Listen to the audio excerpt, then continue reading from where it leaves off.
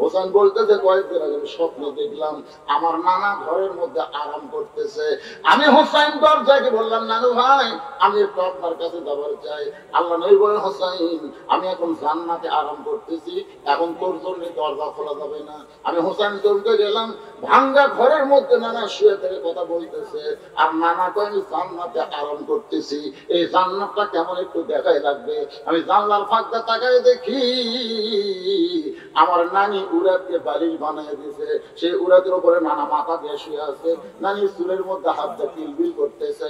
আমি ডাকতে বললাম, নানা ভাই নানির উড়াদকে বালিশ বানিয়ে শুয়ে থাকলে কি জান্নাতে থাকা যায়? আল্লাহ নবী বলে, হোসেন তুই ছোট্ট মানুষ, তুই বুঝবি না রে, তুই বুঝবি না।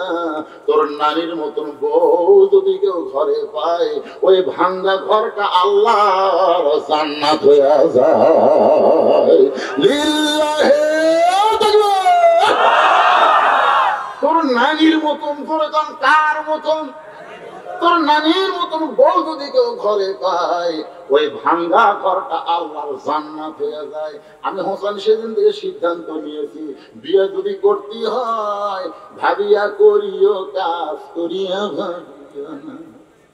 বিয়ে যদি করতে হয় আমার নানা যেমন বিয়ে করছে, আমি সেই রকম একটা বিয়ে করব, ভাঙ্গা ঘর জান্নাত হয়। অর্ধ পৃথিবীর খলিফা হযরত ওমর ছদ্মবেশে মদিনার অলি গলি ঘুরতেছেন। হঠাৎ হযরত ওমর দেখতে পায় দুই পাহাড়ের মাঝখানে একটা গিরিপথ, ওই গিরিপথের মধ্যে সুন্দরী একটা মেয়ে ধীর গতিতে হেঁটে হেঁটে চলতেছে।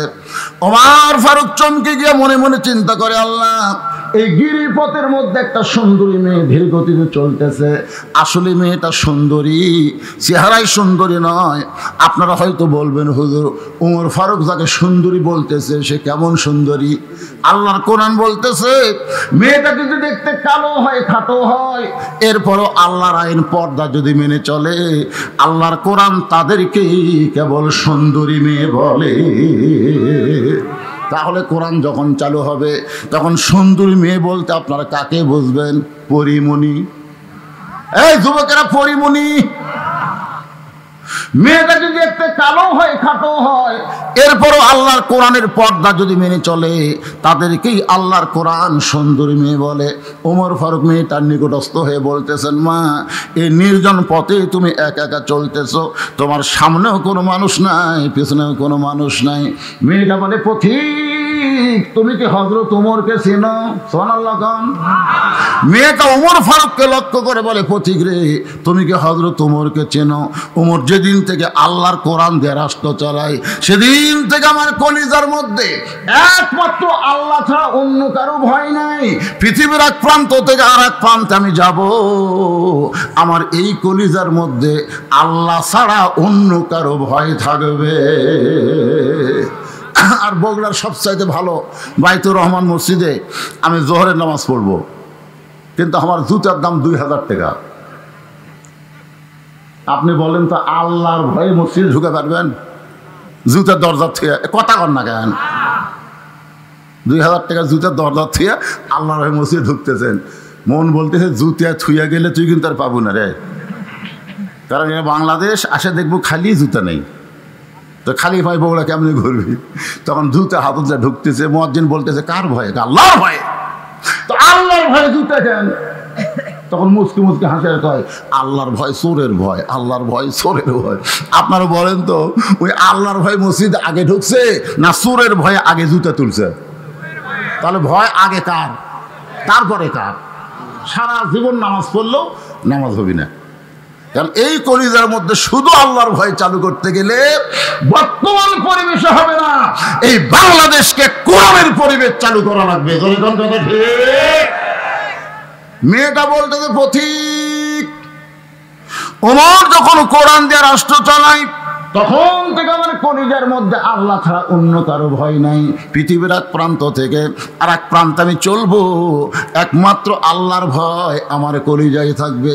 ওমর ফারুক বলতেছেন, মা তুমি যে ধীর গতিতে চলতেছ, আমার মনে হয় তোমার ভিতরে কোনো দুঃখ লুকিয়ে আছে। মেয়েটা বলে, পথিক রে আমি আসলেই একজন দুঃখী নারী, আজকে 6 দিন হলে হযরত ওমরকে আমি খুঁজে বেড়াই। ওমর ফারুক বললেন, মা তুমি কি পাগড়ি হয়েছো নাকি? যে উমর অর্ধ পৃথিবীর রাষ্ট্রপতি, যে উমর অর্ধ পৃথিবীর খলিফা, সেই উমরকে তুমি দুই পাহাড়ের মাঝখানে খুঁজতেছো কেন? উমরকে যদি পাওয়ার চাও তাহলে বঙ্গভবনে যাও, রাষ্ট্রভবনে যাও, গণভবনে যাও। মেয়েরা বলে প্রতিক্রিয়া তুমি জানো না, আল্লাহর কোরআন দিয়ে যখন রাষ্ট্র চলবে তখন নেতা খোঁজা লাগবে না, বরং নেতারাই দুঃখী মানুষকে খুঁজে বেড়াবে। লিল্লাহে তাকবীর। এই কোরআন দিয়ে যখন রাষ্ট্র চলবে তখন নেতা খোঁজা লাগবে। আমাদের বাংলাদেশের নেতারা ভোটের আগে যেভাবে কাছে পাওয়া যায়, ভোটের পরে এক নেতাও হাইরে চামচাকের অত্যাচার ভাই, নেতার কাছে যাওয়া যায় না। ধরে কারণ ঠিক কি না? মেয়েটা বলে প্রতীক শোনো, 6 দিন হলো হযরত ওমরকে আমি খুঁজতেছি, আর এক দিনের মধ্যেই হযরত ওমরকে আমি পেয়ে যাব ইনশাআল্লাহ। আপনারা বলেন তো মেয়েটা ওমরকে পাইছে কি পাই নাই? ওমর ফারুক চোখের পানি বের করে বলতেছেন, মা তুমি যে ওমরকে খুঁজতেছ আমি হইলাম সেই ওমর। সঙ্গে সঙ্গে মেয়েটা মাটির দিকে তাকায় বলে, ইয়া আমিরুল মুমিনিন, আপনি যদি সেই ওমর হন তাহলে চোরের মতন একা একা কেন ঘুরতেছেন? আপনার কি কোনো চামচা নাই? একটা নেতা স্টেজের দিকে যখন আসে, আশেপাশে দেখবেন অনেকগুলো যুবক আসতেছে। ধরে কোন কথা ঠিক কি না? আপনার বলেন তো এইগুলা নেতার কে হয়? আরো জোরে, জোরসে বলুন। জোর হলো না, আরো জোরে।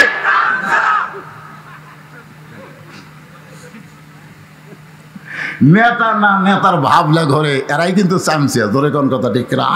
এর কে তামসা না, আমার চিনিস, আমার দল এখন ক্ষমতাতে আছে। এরকম একটা চান্স আসলো ফেরাউনের বাবুর্চি, এক দোকানত যায় বাকি খাই, টাকা চাই, দোকান তুলে দিবার চাই। আমার দল এখন ক্ষমতাতে আছে, একের দোকান তুলে দেবো। দোকানদার ভয় আর কিছু হয় না, দোকানের সব শেষ। দোকানদার রাস্তা বসে কাঁদতেছে, মুসা নবী রাস্তাতে যাচ্ছে, যাওয়ার সময় বলে কেরে দোকান বদ্ধ রাস্তাত কান্দিস কেরে?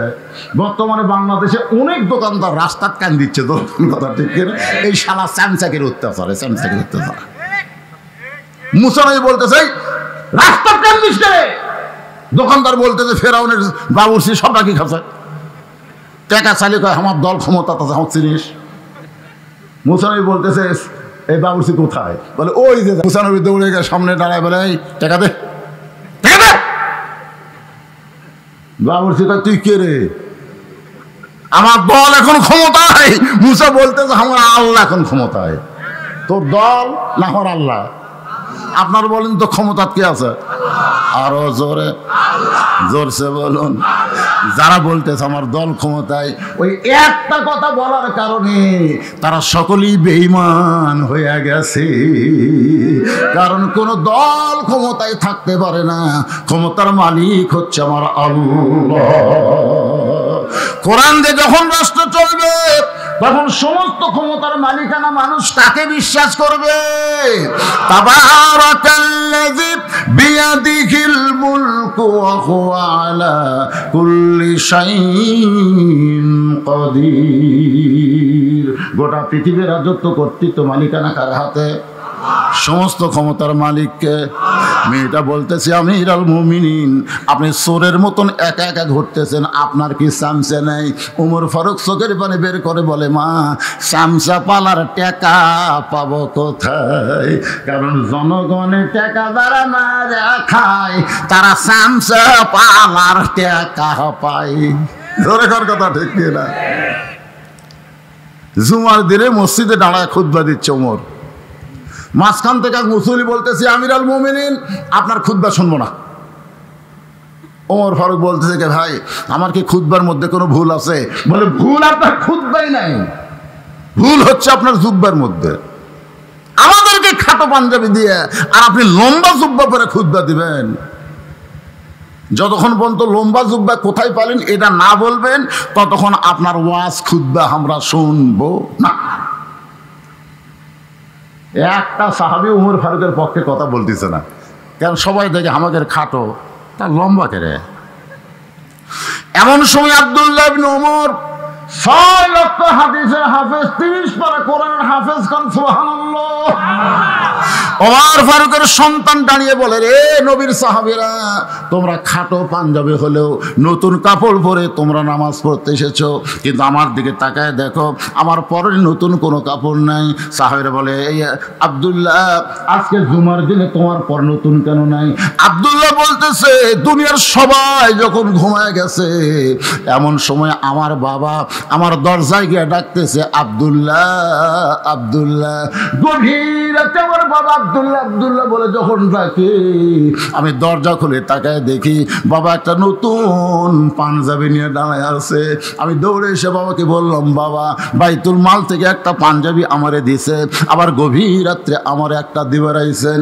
ওমর ফারুক কোরআন থেকে তেলাওয়াত করলেন, ইন্নাল্লাহা ইয়ামুরুকুম আন তুআদ্দুল আমানাতি ইলা আহলিহা ওয়া ইযা হাকামতুম বাইনান নাস আন তাহকুমু বিল আদল। আব্দুল্লাহ রে, বাইতুল মাল থেকে তোরে একটা পাঞ্জাবি দিছে, আর গভীর রাত্রে আমি দিবার আইছি। এই কথা তুই কেমনে বললি বাবা? কারণ গোটা পৃথিবীর রাষ্ট্রের মানুষের আমানত আমার কাছে আছে। আব্দুল্লাহ, এই পাঞ্জাবিটা আমার বাজেট হয়েছে, কিন্তু এত ছোট পাঞ্জাবি পরে কেমনে খুতবা দিব বাবা? তোর পাঞ্জাবিটা আমাকে একটু দান করে দে। আব্দুল্লাহ বলে, নবীর সাহাবারা শোনো, ওই গভীর রাতে আমার পাঞ্জাবিটা বাবাকে দান করে দিলাম। বাবার পাঞ্জাবি আমার পাঞ্জাবি একত্র করে বাবা লম্বা জুব্বা বানায় খুতবা দেয়। এখন বলো, খুতবা শোনা যায় কিনা? সমস্ত সাহাবীরা কান্দে, পাগলের মতন কান্দে, চিল্লায় বলে, আল্লাহ, তোমার কোরআন দিয়ে যখন রাষ্ট্র চলবে, মুসলমান এমন নেতা দেখতে পাবে। লিল্লাহি আকবার। এই কোরআন দিয়ে যখন রাষ্ট্র চলবে, এইরকম নেতাই তখন মুসলমানরা দেখতে পাবে। জোরে কোন সুবহানাল্লাহ। এরকম নেতাকে আপনাকে চোখত পড়ে না? আয় আয়, বন্যার মধ্যে নিজে না খায় আগবক পানির মধ্যে মানুষে খাওয়ায়, হ্যাঁ, আবার সেই নেতাকে হাত করা পড়ায় জেলত লিয়া যায়।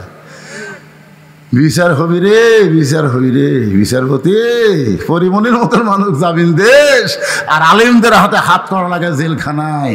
এটাই শেষ বিচার না, আরো বিচার আছে। জোরে কোন কথা ঠিক কিনা? বিচার হই। মাঝে মধ্যে কান্দের বলে, আল্লাহ আল্লাহ আল্লাহ, তোমার কাছে বিচার দিলাম আল্লাহ। শেষ বিচার হবি না? এ কথা কোন হবি না? আল্লাহর বান্দার একটু মনোযোগ দিয়ে শোনেন। ওমর ফারুক বললেন, না, আজকে 6 দিন হলে তুমি আমারে কেন খুঁজতেছ? আমাকে খোঁজার কারণ কি? মেয়েটা বলতেছে, আমিরুল মুমিনিন, আমি একজন দুঃখী নারী। ওমর ফারুক বললেন, তোমার দুঃখটা কি? বলে, আমার জীবনের সবচাইতে বড় দুঃখ হলো আমি 6 বছর বয়সে ঈমান গ্রহণ করেছি। 6 বছর বয়সে ঈমান গ্রহণ করেছি। ঈমানের কলেমা পড়লে কোনো সমস্যা নাই, কিন্তু ঈমান গ্রহণ করলেই সমস্যা। ধরে কোন ঠিক কিনা? আমাকে রে আশেপাশে আমি দাদার মুখে গল্প শুনছি। আমার দাদা গল্প করছে যে তারাত গাড়ি, এদিকে একটা কি গাড়ি, তারাত গাড়ি, একটা পাগলা ছিল, নাম হলো হাবু পাগলা। নাম শুনছেন? আমি কিন্তু দাদার মুখে শুনছি। হাজার হাজার মানুষ একটা অনুষ্ঠানে খাওয়া দাওয়া করতেছে, হাজার হাজার মানুষ খাচ্ছে, ইতিমধ্যে পাগলা সাইড দিয়ে যাচ্ছে আর বলতেছে, মানুষ নাই রে, এই মানুষ নাই রে। একজন মানুষ খাওয়া বন্ধ করে চিন্তা করে, আমরা হাজার হাজার মানুষ খাই, আর এই পাগলা কয় মানুষ নাই। কাছে যায় বলতেছে, কারে ভাই, এই কথা তুই কেমনে কইলি? পাগলা বলতে, তুই কয়ে দেয়, তুই ক, তাহলে কয়ে দেখ, পিটন কাক কর। কিন্তু আমি করেছি, জনগণ কিছু মনে করেনি, কারণ আমি পাগলা। সবাই মনে করে পাগলে কি কয়, ছাগলে কি খায়। তাহলে তুই বলে দেখ তোর অবস্থাটা কি হয়। বলে, ভাই আমি বলবো না, তোর কাছে শুনবার চাই, তুই কেন কইলি? বলে, শুনে তো লাভ হবে না, দেখা লাগবে রে পাগলা, শোনা কথার দাম আছে। তো ভাই কেমনে দেখবো? তো সাইডে চ, সাইডে দেখ। এই বগলের তলটা দেখতেছে 15-20 জন মানুষ, আর বাদ বাকি সব শিয়াল করতে। ভাই কি দেখলাম? যা দেখলি খালি দেখে তা বলিস না। দেশে আলো কলিকাল, ভেড়া চাটে বাঘের গাল, আসল কথা বললে তোমায় জেলে দিবে রে, আসল কথা বললে তোমায় রিমান্ডে নিবে রে। দেশে আইলো কলিকাল, ভেড়া চাটে বাঘের গাল, ভেড়া চাটে বাঘের গাল। এমন অন্যায় সহ্য করতেছে, ভেড়া আসা বাঘের বাঘ কিছুই কয় না, কলি জেলত দিবি ধরে করো। এই শোনেন, মুসলমান হলো বাঘের জাত আর ভারতের মালাউনের হলো ভেড়ার জাত। জোরে কোন কথা ঠিক না? ওই ভেড়া এসে আমাদের গাল চাটতিছে, গাল চাটতিছে। কি মন খারাপ করতেছেন? এই যুবকেরা, কাঁচা বাদামের গান করলে কাঁচা বাদাম, ফাটা বাদাম, সাদা কালা, সাদা কালা, এগুলা বাদ দেখে এই গানটা কও। দেশে এলো কলিকাল, ভেড়া চাটে বাঘের গাল, আসল কথা বললে তারা মারবে রে, আসল কথা বললে বউকে তারা ব্যবসা বানাবে, সাংবাদিক কাবিন চাবে, আর সাকিব খানের কাছে কোন মেয়া গেলে তার পেট ফুলে দিবে। এই দেশে সাকিব খানের বিচার হবে না, মামুনুল হকের বিচার হবে। ধরে কোন কথা ঠিক না?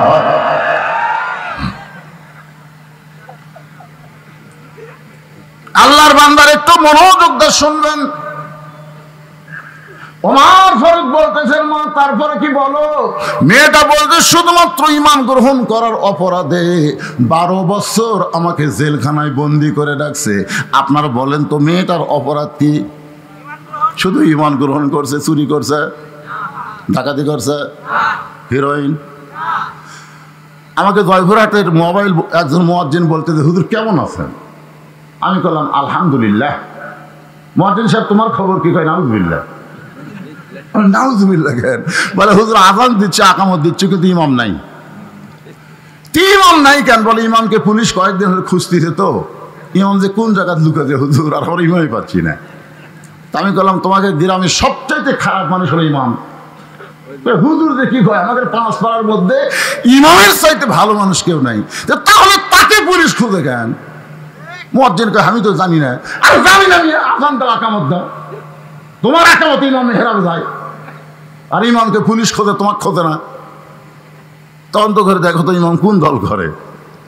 কিছুদিন পরে মুয়াজ্জিন আমাকে বলতে, হুজুর ইমামের মারাত্মক দোষ আছে। বলে সে দোষটা কি? বলে ইমাম বিশ্বাস করে মসজিদ শুধু আল্লাহর না, গোটা বাংলাদেশ আল্লাহর। শুধু মসজিদ ভালো হবে না, গোটা বাংলাদেশকে ভালো করতে গেলে আল্লাহর কোরআনের দল করা ছাড়া উপায় নাই। ইমাম গোপনে গোপনে আল্লাহর কোরআনের দল করে। এই খবরটা কে যেন থানায় দিয়েছে, তখন থেকে পুলিশ ইমামকে খুঁজতেছে। তার অপরাধ কি?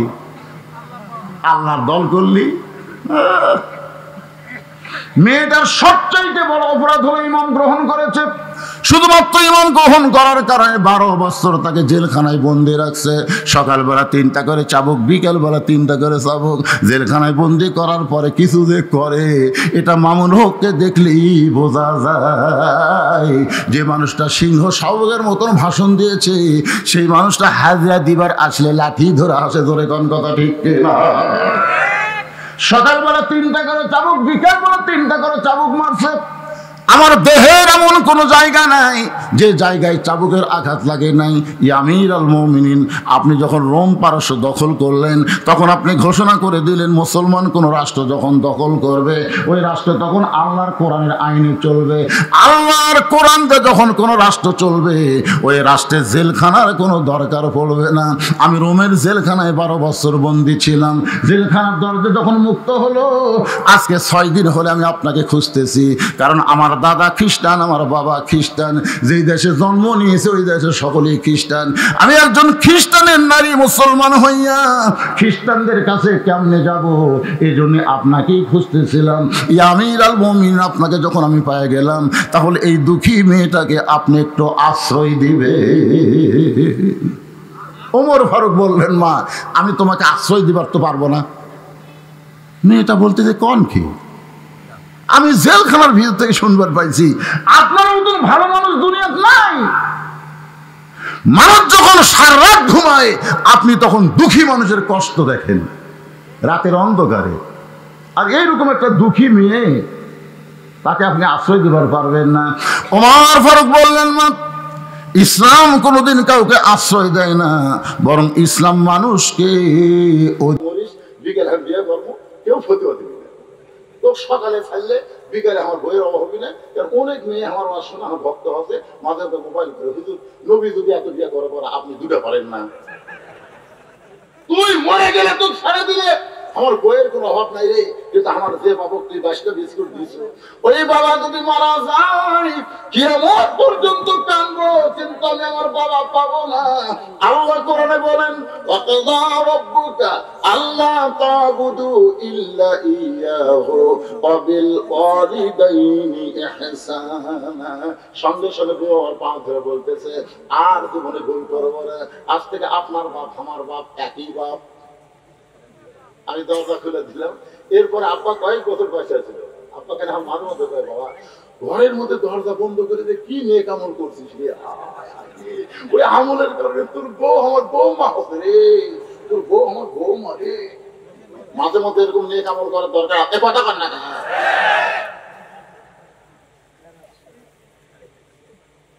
আমার মায়েরা বোনেরা যারা আছেন দেখবেন, এরা বাবার রাখতেও ভালোবাসে, শ্বশুর রাখতেও পছন্দ করে না। বাবার বাড়ির কুত্তে আসলে তাকেও খাবার দেয়, বাবার বাড়ির কুত্তে বাবার বাড়ির ফকির আসলে বিছনা পেড়ে দেয়, এটা তো ফকির। না আপনি জানেন না, এটা আমার বাপের এলাকার ফকির, আমার চাচা হয়। ও তোর বাপের এলাকার ফকির চাচা হয়। আর শ্বশুরের ভাই আসলে আমি তো আপনাকে চিনি না, সব পাত খালি জুতের বাড়ি, ধরে কথা করতে। আমার মায়েরা মনোযোগটা শোনেন, যে আমলের নেক আমলের পরীক্ষা হবে সেই পরীক্ষা নিয়ে কথা বলতেছি। এবার ওমর ফারুক বললেন, মা আমার বাড়িতে তোমাকে আমার বৌমার অধিকার দিয়ে তোমাকে রাখতে চাই। মেয়েটা বলতেছি, আমিরুল মুমিনিন আপনি কিন্তু আমাকে বলেছেন ভালো একটা ছেলের সঙ্গে বিয়ে বসার অধিকার আছে, আপনার আব্দুল্লাহ কি সব চাইতে ভালো? ওমর ফারুক বললেন, আমার দুই চোখে আমার আব্দুল্লাহর চাইতে ভালো কোনো ছেলে তো পড়তেছে না। মেয়েটা বলতেছে, আমিরুল মুমিনিন তাহলে আমি একটা ছেলের খবর দেব, দেখেন তো এই ছেলেটা কেমন লাগে। ওমর ফারুক চমকে উঠছে যে তুমি জেলখানার মধ্যে বন্দী থাকা মেয়ে, তুমি ভালো ছেলের খবর কেমনে জানো? মেয়েটা বলতেছে, আমিরুল মুমিনিন ছেলেটার নাম হইল হোসাইন, বাবার নাম হলো আলী, মায়ের নাম হলো ফাতেমা, আর নানার নাম হলো মুহাম্মাদুর রাসূলুল্লাহ। এখন এই দুই ছেলের মধ্যে আব্দুল্লাহ আর হোসাইন, এই দুইজনের মধ্যে ভালো কোনটা? জোরে কর। দুটাই ভালো, দুইটাই ভালো, কিন্তু বেশি ভালো। ওমর ফারুক চোখের পানি বের করে বলতেছেন, মা সাইদুস শাবাবে আহলেল জান্নাহ হাসান হোসেন রাদিয়াল্লাহু তাআলা আনহুমা, জান্নাতি যুবকদের সরদার হবে হাসান হোসেন। আমার আব্দুল্লাহর চাইতে হোসেন কোটি কোটি গুণ ভালো। মেয়েটা বলতেছে, হুসাইনের মতন ভালো ছেলে থাকতে আপনার আব্দুল্লাহর সাথে বিয়া বসবো কেন? আপনি তো বলেছেন ভালো একটা ছেলের সঙ্গে বিয়া বসার অধিকার আছে, তার হোসেনের মতন ভালো ছেলে থাকতে আপনার আব্দুল্লাহর সঙ্গে বিয়া বসবো না। ওমর ফারুক মেয়েটাকে নিরাপদ আশ্রয় দিয়া পরন্ত বিকেল বেলায় হযরত আলীর দরজায়, আসসালামু আলাইকুম ইয়া আহলাল বাইত আম্মা সাইলা ফালা তানহার। হযরত আলী চমকে গেল, হযরত আলী চমকে গেছে, এই গল্প করা চলবে না, যায় মিডিয়া ম্যানেরা গল্প না যায় সাইডে বসতে গেল। মানে এরা তো আমার ওয়াজের হাফেজ, বোঝেন না? আমি কোন কথা কুড়ি থেকে শুরু করবো এটা মুখস্থ হয়ে গেছে। তোমরা গল্প করে চলবে, জনগণ এমনি তোমাকে ক্যামেরার কারণে কে আছে, গল্প করো না বাজান শোনার স্থানেরা। আল্লাহর বান্দাকে খেয়াল করে শোনেন, আম্মা সাইলা ফালা তানহার কোরআনের আয়াত। এই আয়াতটা আল্লাহ ফকিরকে উদ্দেশ্য করে নাজিল করেছে। আসলে ফকিরকে কথা কয় না, আমরা ধনী লয়, আমরা ফকির। হযরত আলী দরজা খুলে বলতেছে, আমিরুল মুমিনিন আপনি ফকিরের আয়াত কেন তেলাওয়াত করলেন? ওমর ফারুক বলে, আরে জীবনে কোনোদিন ঘটকালি করি নাই, আজকে প্রথম ঘটক হয়ে তোমার বাড়ির দরজায়। তোমার হোসেনের ব্যাপারে আমি একটু ঘটকালি করতে চাই। হযরত আলী বলতেছেন, আপনার মতন মহান ব্যক্তি যখন ঘটক হবে তখন পাত্রী অবশ্যই ভালো হবে। ওমর ফারুক বলতেছে, ১ নম্বর গুণ হচ্ছে ৬ বছর বয়সে ইমান গ্রহণ করছে। কয় বছর? ২ নম্বর গুণ হলো ১২ বছর ইমানের পরীক্ষা দিয়েছে। ইন্নাল্লাযীনা ক্বালু রাব্বুনাল্লাহু সুম্মা ইসতাকাম। ৩ নম্বর গুণ হলো আমার আব্দুল্লাহকে পছন্দ করে না। আমি সেই মেয়েটার সঙ্গে তোমার হোসেনের ব্যাপারে ঘটকালি করতে চাই। আলী মুসকে মুসকে হাসার পর আমি মনে মনে এমন একটা মেয়ে হোসেনের জন্য খুঁজতেছিলাম। সুবহানাল্লাহ খবর না? আপনারা বলেন তো, দেখে দেখে খোঁজা না মনে মনে খোঁজা, কোনটা ভালো? এক ছেলের বাপ বলতে এ পর্যন্ত 19টা দেখছি, এখনো পছন্দ হয়নি। আমি বললাম, কে ভাই আবার বিয়ে করবে? হুজুর আপনি বোঝেন না, আমার জন্য না তো, আমার ছেলের জন্য। তো কিভাবে দেখলেন? লাড়া ছাড়া দেখতে, হুজুর লাড়া ছাড়া দেখতে, মেয়ের হাত ধরে টিচার বলতেছে, মা তোমার নাম কি? মা 19 স্কুলের ফটো মা। মানে এরকম 19টা মেয়ে লাগতে লাগতে বুড়া লুচ্চা হয়ে গেছে। ধরে কি হয়ে গেছে? আরো লাগবি বেটা, বিয়ে দিবি না। লাড়ার একটা ধান্দা তুলছে। কি ধান্দা? বুড়া গেলে তো খাড়া হয় না, খালি লাড়া। ধরে তোর এ কথা বোঝেন না কেন? বুঝতেছেন না কত বড় খারাপ বুড়া? আপনার কি মনে করছেন দেখে শুনে বিয়ে করানো যাবে না? আমার এলাকার এক ছেলে বিয়ে করবার যায়, বিয়ে করে তার বাপ বিয়ে করছে। তার মানে কি বিয়ের আগে বেটার জন্যও তা বাপের জন্যও তাই। ধরে কোন কথা ঠিক না লাগিচ্ছে? তুই তো মা তো কোন পক্ষের মা হয় না? বিয়ে করানোর পরে তোর বৌমা হবে, তার আগে কেউ না। বলে কথা কন না ভাই। হযরত আলী বলতেছেন, মনে মনে এমন একটা মেয়ে খুঁজতেছিলাম। ওমর ফারুক বলে, আলী রে, তাহলে আল্লাহ আমার ঘটকালি কবুল করেছে। এই বলে 2 জন যখন কোলাকুলি করতেছে, এমন সময় হোসেন ঘর থেকে বের হয়ে বলে, ও তুই মুরব্বী, আপনার 2 জন সেইভাবে কোলাকুলি করতেছেন, মনে হয় বিয়ে আপনারাই করবেন। ওমর ফারুক রাস্তা থেকে গেলে শয়তান কয়দিন যায় না? সেই হযরত ওমরের চেহারা রক্তের মতো লাল করে বলে, হোসেন, আমরা যে 2 জন তোমার মুরব্বী, আমাদেরকে তুমি কি মুরব্বী মানো না? হোসেন বলতেছে, আপনার 2 জন মুরব্বী আমি জানি, সম্মান করি, কিন্তু আসল মুরব্বী হিসাবে কেবল মাত্র আমার নানাকে মানি। একমাত্র নানা ছাড়া এই দুনিয়ার কাউকে পুরাপুরি মানা যাবে। এই জন্য আল্লাহ বলেছেন, কুল হে রাসূল, আপনি বলেন, ইন কুনতুম তুহিব্বুনাল্লাহ ফাত্তাবিউনি। আজ দেখা যায় যে এই যে মানা বেশি হয়ে গেছে। আগে তবলিগের 1 মুরব্বী ছিল, কয় মুরব্বী? এখন 2টা হচ্ছে, একটা এতাতে একটা অজাহাতে। এই যে মারামারি ভাই,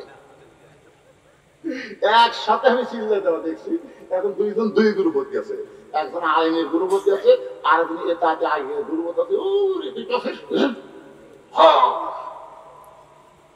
খালি বেশি মুরব্বী মানার কারণে আমাদের বাংলাদেশে কাদিয়া, চিশতিয়া, নকশবন্দি, মুজাদ্দিদি হয়ে গেছে। ধরে কোন কথা ঠিক কি না? এত তরিকা লাগবে না, তরিকা মাত্র একটা। ধরে কোন কয়টা? আল্লাহর হুকুম আর নবীর তরিকা। এ তোর তো আলাদা আলাদা তরিকা বানানোর পারমিশন কে দিল রে? জিকিরের মধ্যে চিশতিয়া তরিকার দিকে, চিশতিয়া চিশতিয়া আর মুজাদ্দিদ,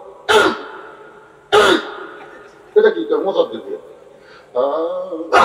এটা কাদরিয়া।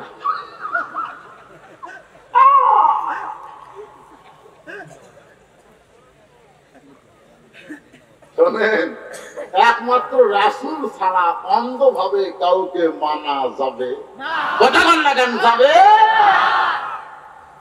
হোসেন বলতেছে, আপনার 2 জন আমার মুরব্বী, আমি জানি, সম্মান করি, কিন্তু আসল মুরব্বী হিসাবে কেবলমাত্র আমার নানাকেই আমি মানি।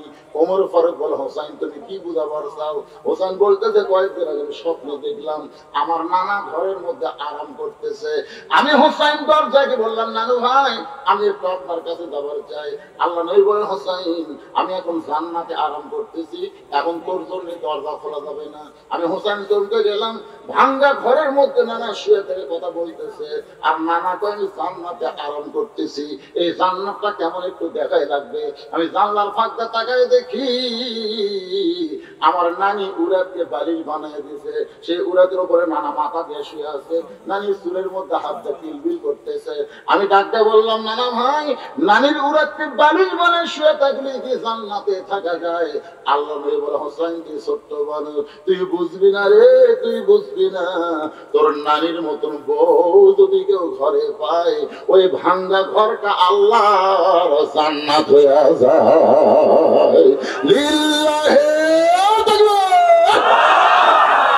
তোর নানির মতন, তোর কার মতন, তোর নানির মতন বউ যদি কেউ ঘরে পায়, ওই ভাঙ্গা ঘরটা আল্লাহর জান্নাত হয়ে যায়। আমি হোসেন সেদিন থেকে সিদ্ধান্ত নিয়েছি, বিয়ে যদি করতে হয় ভাবিয়া করিও, কাজ করিয়া ভাবিয়া না। বিয়ে যদি করতে হয়, আমার নানা যেমন বিয়ে করছে, আমি সেই রকম একটা বিয়ে করবো, ভাঙ্গা ঘর যেন জান্নাত হয়। হোসেন দৌড়ে গিয়ে বাবার আঙ্গুল টান ধরছে, আঙ্গুল ধরে বলতেছে, বাবা আপনি সত্যি করে আমিরুল মুমিনের সামনে বলেন তো, আমার মা আপনার কেমন বউ ছিল বলেন।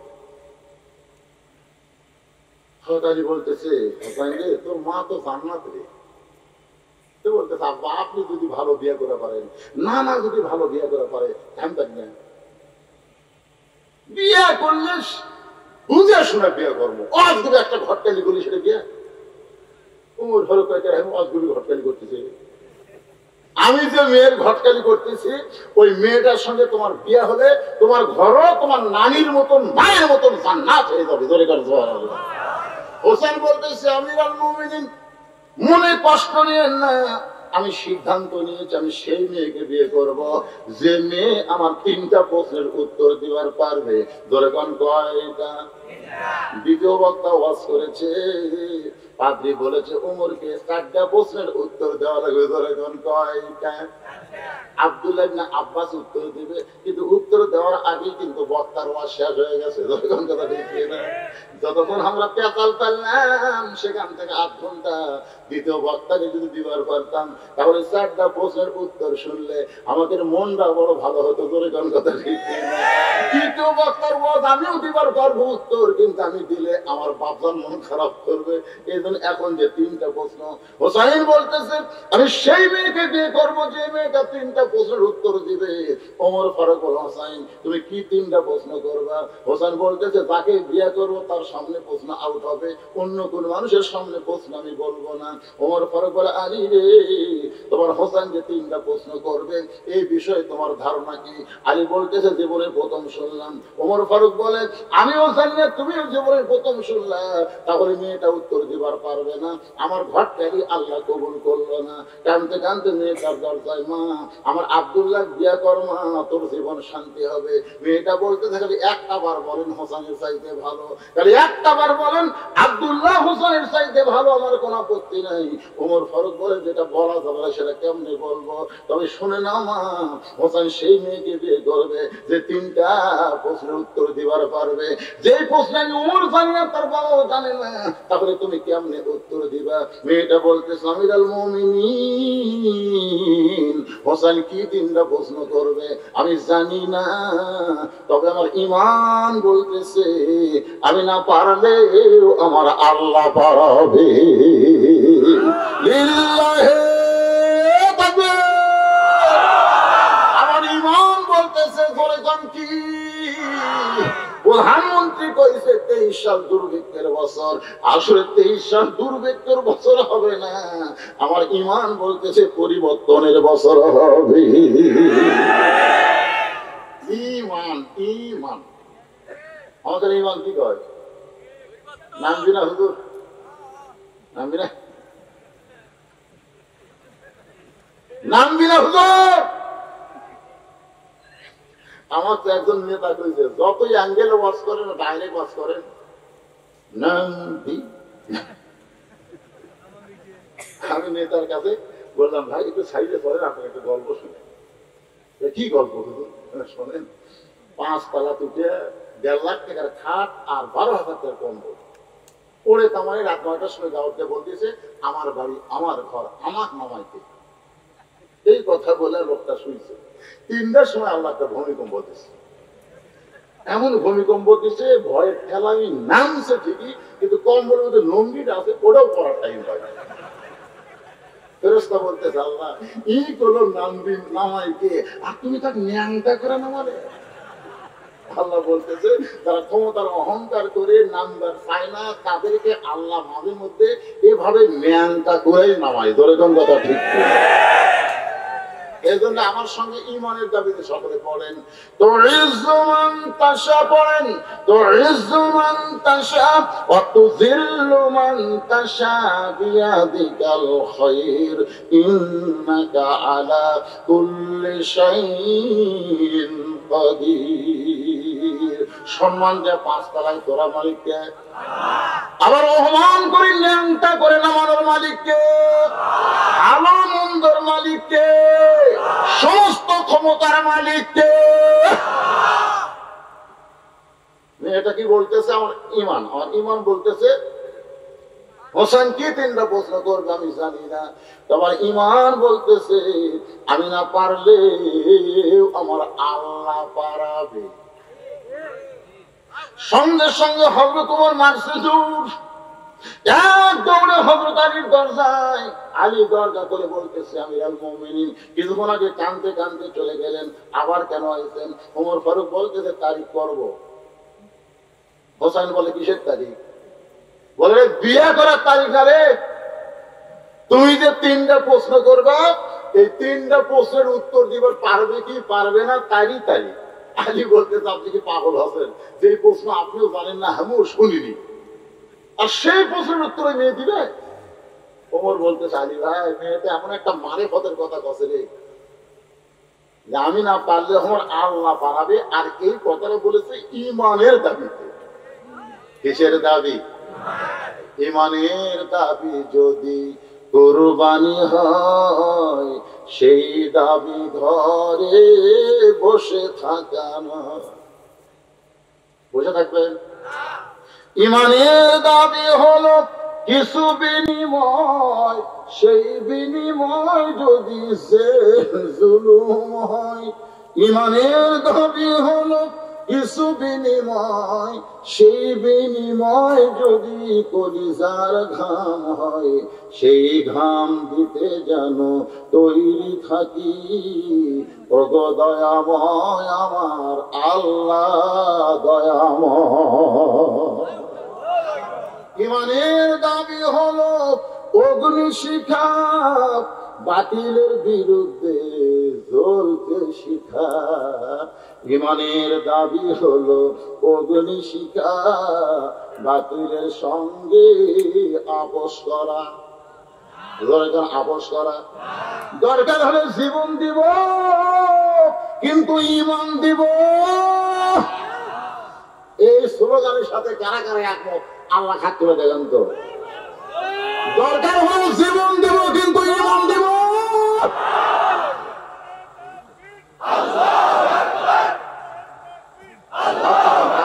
ভাইজান শোনেন, শোনেন, আমি যতই চেষ্টা করি আমি কিন্তু আমার জীবন বাঁচাবার পারবো না। মাইকেল জ্যাকসনে 11টা এফআরসিএস মানে সমস্ত ডিগ্রি শেষ করা ডাক্তার রাখছিল 11টা বিষয়ের উপরে। 150 বছর বাঁচতি। 10 বছর মানে যখনই কিছু হবে সাথে সাথে পরীক্ষা হবে। একটা কম্পিউটার সব সেট করছে, মাত্র 49-এর মধ্যে 18 লাখ আল্লাহ পাঠিয়েছে। তুমি ডাক্তার সেট করছে। মাইকেল জ্যাকসন রে প্রতি মাসে ডাক্তারের বেতন দিচ্ছিল বাংলাদেশের টাকায় 70 থেকে 80 লাখ টাকা। সেই জ্যাকসন 49 বছরই মরে গেছে। তার মানে আমরা যতই চেষ্টা করি জীবন বাঁচাবার পারবো না, তবে একটু চেষ্টা করলে আমরা ইমান বাঁচাবার পারবো। তো যেটা চেষ্টা করে বাঁচান যদি সেটা চেষ্টা করে না, যেটা বাঁচানি যাবে না তার পা থেকে আমাদের এত ধান্দা দেওয়া। ধার কাজ করে দেখতে কি দেখতেছি ভাই, 12 তলা হবে, ইঞ্জিনিয়ার করছে, আরো 3 তলা পাওয়া যাবে। 2 কান্দে 2 ফেরেশতা কয় শয়তান রে, উপর থেকে সামনে দিকে সঙ্গে কষ্ট হয় না কেন? মাজার লাগি দিয়ে হিট মজবুত আছে তো, এই বিল্ডিং যদি 100 বছর টিকসে হতে হবে, ভিত্তি মজবুত আছে। আল্লাহ তোর মা তার ভিত ভেঙে গেছে, শালা ঘরের ভিত্তি কিছু পাগলা হয়েছে। আমি হচ্ছি বগুড়া। আপনারা কোন জায়গা? আমি বগুড়া তো করছি, বগুড়া তো করে দেয় না ভাই। ভাই কিছু ভাই গাড়িতে আল্লাহ পাবে একবার দেয় না। আমি দিচ্ছি কিন্তু দিচ্ছে না। গত 14 তারিখে আমার রেলগেটে মাহবিল আসলে ওরা গেছিল, অনুমতি দিবি না বগুড়া সমস্ত পোশাক বলতে বদলি সারা বক্তা নাই। হুজুর তো কিন্তু এমন বার্তায় কলিজার মতো ঢোকে। মানে আমি একটাই বক্তা চিল্লা চিল্লি করে মাছ করি না, হাসাতে হাসাতে কাম সারি ধরে ঘর কথা দেখি চিল্লা চিল্লি ফাটাফাটি আমার কাছে নেই, হাসির মধ্যে মার করি। যাদেরকে মার দিচ্ছি তারা বুঝতে পারবে, অন্য লোক বুঝবে না, হাসাই দেবে ধরে ঘর কথা ঠিক। আল্লাহর বান্দার প্রশ্ন হবে 3টা, ধরে বলেন কয়টা? তুমি যে প্রশ্ন করবো সেই উত্তর দিবার পারবে কিনা তার তারিখ করতেছি। আলী বলতে কেমনে পারবে? আমার ফরজ বললেন আল্লাহর প্রতি হঠাৎ বিশ্বাস নিয়ে ইমানের দাবিতে যখন কথা কইছে তখন মনে হয় কিছু একটা হবে, নির্দিষ্ট তারিখ মোতাবেক। ভাইজান একটু মনোযোগ দিয়ে শুনতে হবে। আমার মা বোনদের জন্য বলতেছে, মা আমার খুব কষ্ট লাগতেছে যে আপনারা বসে থেকে শুনতেছেন, ঘড়ি তো আমার কাছে নাই, দেখি আজকে ঘড়ি মনে বলে ছাড়াতে যাচ্ছি। এখন বাজতেছে 11:47। এই যে দীর্ঘ সময় পর্যন্ত ওই সোনার ফানের কাছে টাঙে আছে, এতে তোকে পাও কথা কয় না, তাহলে কটকট করে না।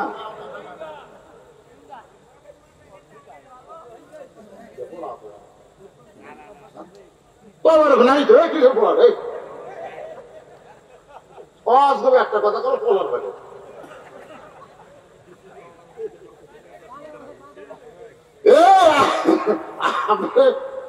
বাবারও কিন্তু নাই।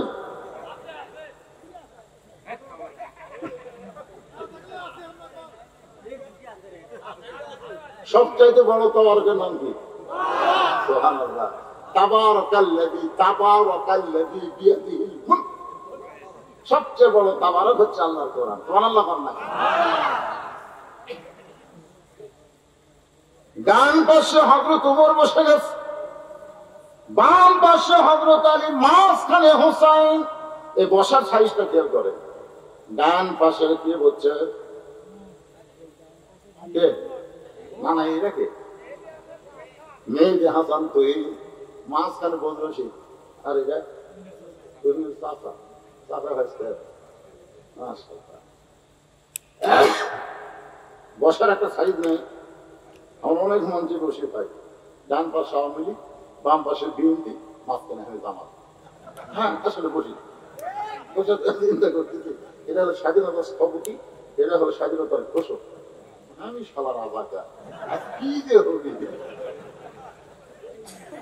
নিজের চোখে তো আমি দেখছি রে ভাই। আমার দেখা কথা আমি বেশি করি। মসজিদের মধ্যে আমি ঢুক করে গেছি, ইতিমধ্যে 3জন খালি ঘড়ি দেখতেছে, জামাতের সময় হয়ে গেছে, একটা হইতে নাই। আমি পাঁচ দিবার চিন্তা করি যে যেটা তো আমাকে আমাদের করা লাগবে না, দিচ্ছি না, ওরা কি করে?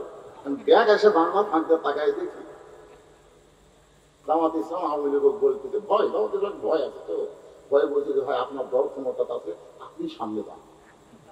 আওয়ামী লীগ বলতেছে পাগলা, মাঝে মধ্যে নামাজ পড়িলে পড়া দরকার।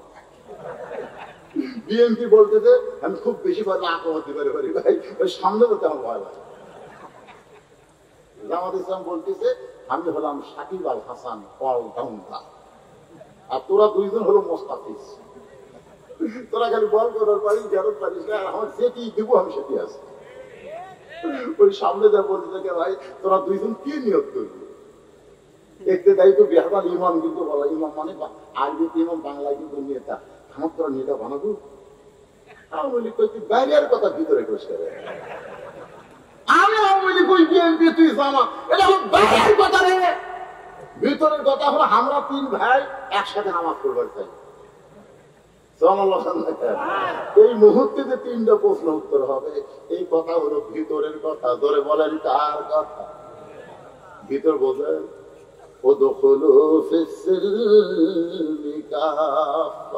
গাড়ির ভিতরে থাকতে হবে, হাত বার করা মাথা বার করা যাবে না, ল্যাপের ভিতরে থাকতে হবে, শীতের দিনে পাও বার করলে শরীর গরম হবে না, মশারের ভিতরে থাকতে হবে, মশা ধরবে না। ধরে কোন কথা ঠিক কিনা?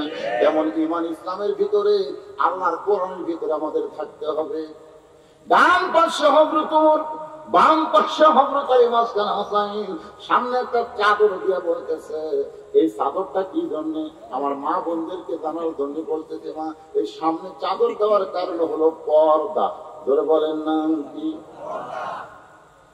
অথচ আমাদের বাংলাদেশের একজন গায়িকা বর্তমানে সংসদ সদস্য, ওরে শরীয়তের মাওলানা, চোখ দুইটা করলা কানা, মনের পর্দা বড় পর্দা তোমরা খুঁজে পাইলা না, তেতুল হুজুর বুঝলো না।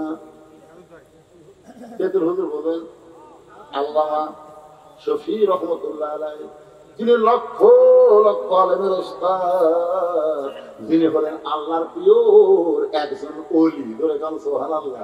সে আল্লাহর ওলিকে গায়িকা বর্তমানে সংসদ সদস্য তেতুল হুজুর বানাইছে। মনের পর্দা যদি পর্দাই হতো তাহলে হযরত ওমর সামনে চাদর দিত না, চাদর দিয়ে বুঝাই দিল মনের পর্দা পর্দা না, পর্দা হলো আল্লাহর আইন। আজকে আমাদের বাংলাদেশে অনেক মেয়েরা বলে মনের পর্দাই তো সব, বলে না? অনেক মেয়েরা বলে, কিন্তু আর মায়েরা বলতেছে, মা শোনেন, মনের পর্দা পর্দা নয়, ওয়াকরনা ফি বুয়ুতিকুন্না ওয়ালা তাবাররুজনা তাবাররুজাল জাহিলিয়াতিল উলা। মায়েরা শোনেন। এবার ওমর ফারুক বলতেছে, হোসাইন এখন তুমি 3টা প্রশ্ন শুরু করো। এবার হোসাইন দাঁড়িয়ে বলতেছে, রে মেয়ে, তুমি একলা একলা বসে আছো, তাই বলে মনে করো না তুমি একলা হয়ে গেছ। আমি হোসাইন বড় একলা হয়েছি। ওমর ফারুক কোনাতে ঘুরতে দেখাই, কে রে ভাই, এটা কেমন কথা? হোসাইন বলে, রে মেয়ে, তুমি একা একা বসে আছো, তাই বলে মনে করো না তুমি একলা হয়ে গেছো। আমি হোসাইন বড় একলা হয়ে গেছি। আমার দুই পাশে 2জন মহামানব দেহ নিয়ে বসে আছে, কিন্তু মনে মনে মনে মনে তোমার পক্ষ নিয়েছে। নির্বাচন কমিশনার নিরপেক্ষ চেয়ারে বসে আছে, কিন্তু মনে মনের পক্ষ। প্রশাসনের কর্মকর্তা নিরপেক্ষ চেয়ারে বসে আছে, কিন্তু মনে মনে মনে মনে একটা দলের পক্ষ নিয়েছে।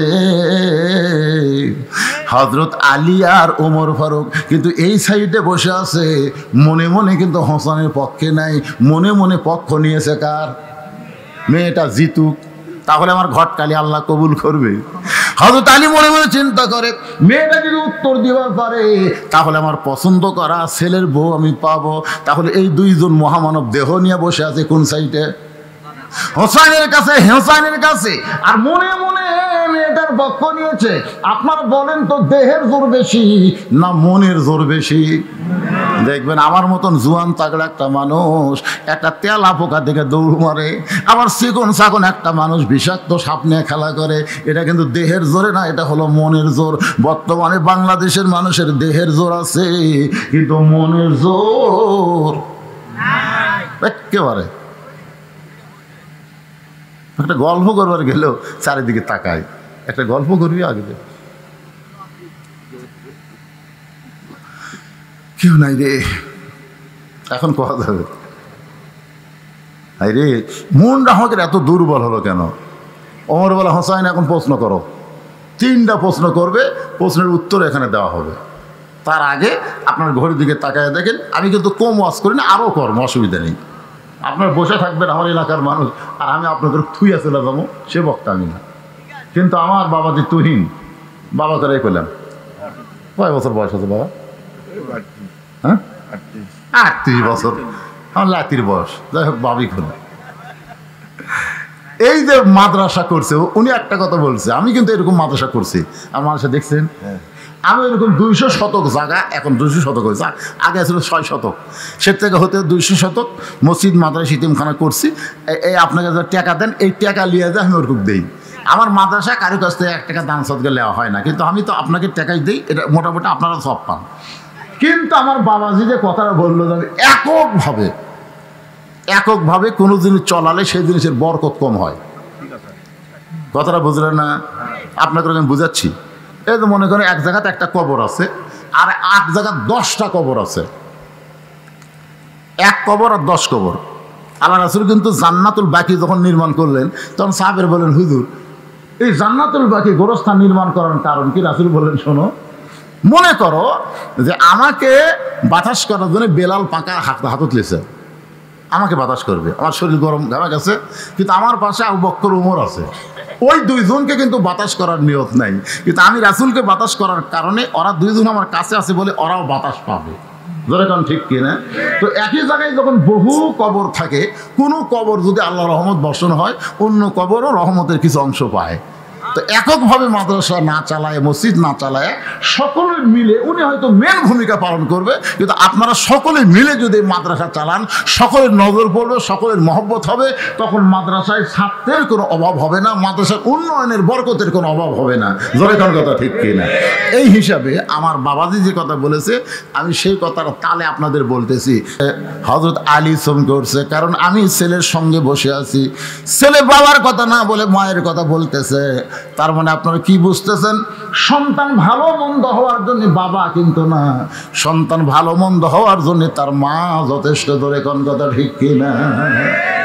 একটা গানও আছে, বাবা আনন্দে মাতিয়া সাগরে ভাসাইয়া সেই যে চইলা যায় খবর লয় না, মাজন ধরিয়া উদরে কত কষ্ট করে 10 মাস পরে পায় প্রসবের বেদনা, এমন দরদি ভাবে কেউ হবে না আমার মা গো। মেয়েটা পর্দার ওপার থেকে বলে, হোসাইন আপনার মাকে আমি চিনি। প্রশ্ন করেছে, আমার মাকে তুমি জানো? আর উত্তরে বলতেছে, আপনার মাকে আমি চিনি। ওমর ফারুক জিব্বাত কামড় খাইছে। জিব্বাত কামড় খাওয়ার কারণ হলো প্রথম প্রশ্নই আউট, কারণ প্রশ্ন করেছে আমার মাকে জানো। ফাতেমাকে সবাই জানতে পারে, কিন্তু ফাতেমাকে কেউ চিনতে পারবে না, কারণ ফাতেমা হলো পর্দানিশী নারী। জোরে কোন কি নারী? পর্দানিশী নারীর খবর জানি অমুকের বউ আছে, কিন্তু আমরা কোনোদিন দেখলাম না। আমাদের পাড়ায় অনেক বউ আছে, সবাই বলে অমুক ছেলে বিয়ে করছে, কিন্তু আজও পর্যন্ত তার বউকে আমরা দেখলাম না। কেন দেখবা? সে শুধু নিজে দেখার জন্য বিয়ে করছে, পরকে দেখানোর জন্য বিবাহ করেনি।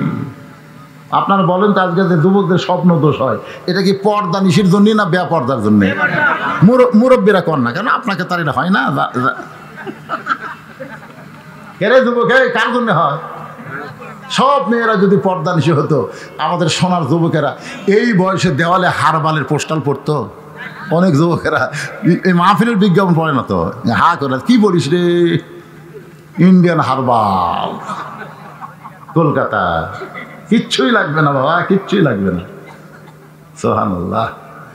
আমার মায়েরা যদি পর্দার ভিতরে থাকে, সবাই তাকে জানবে, কিন্তু কেউ চিনবার পারবে না।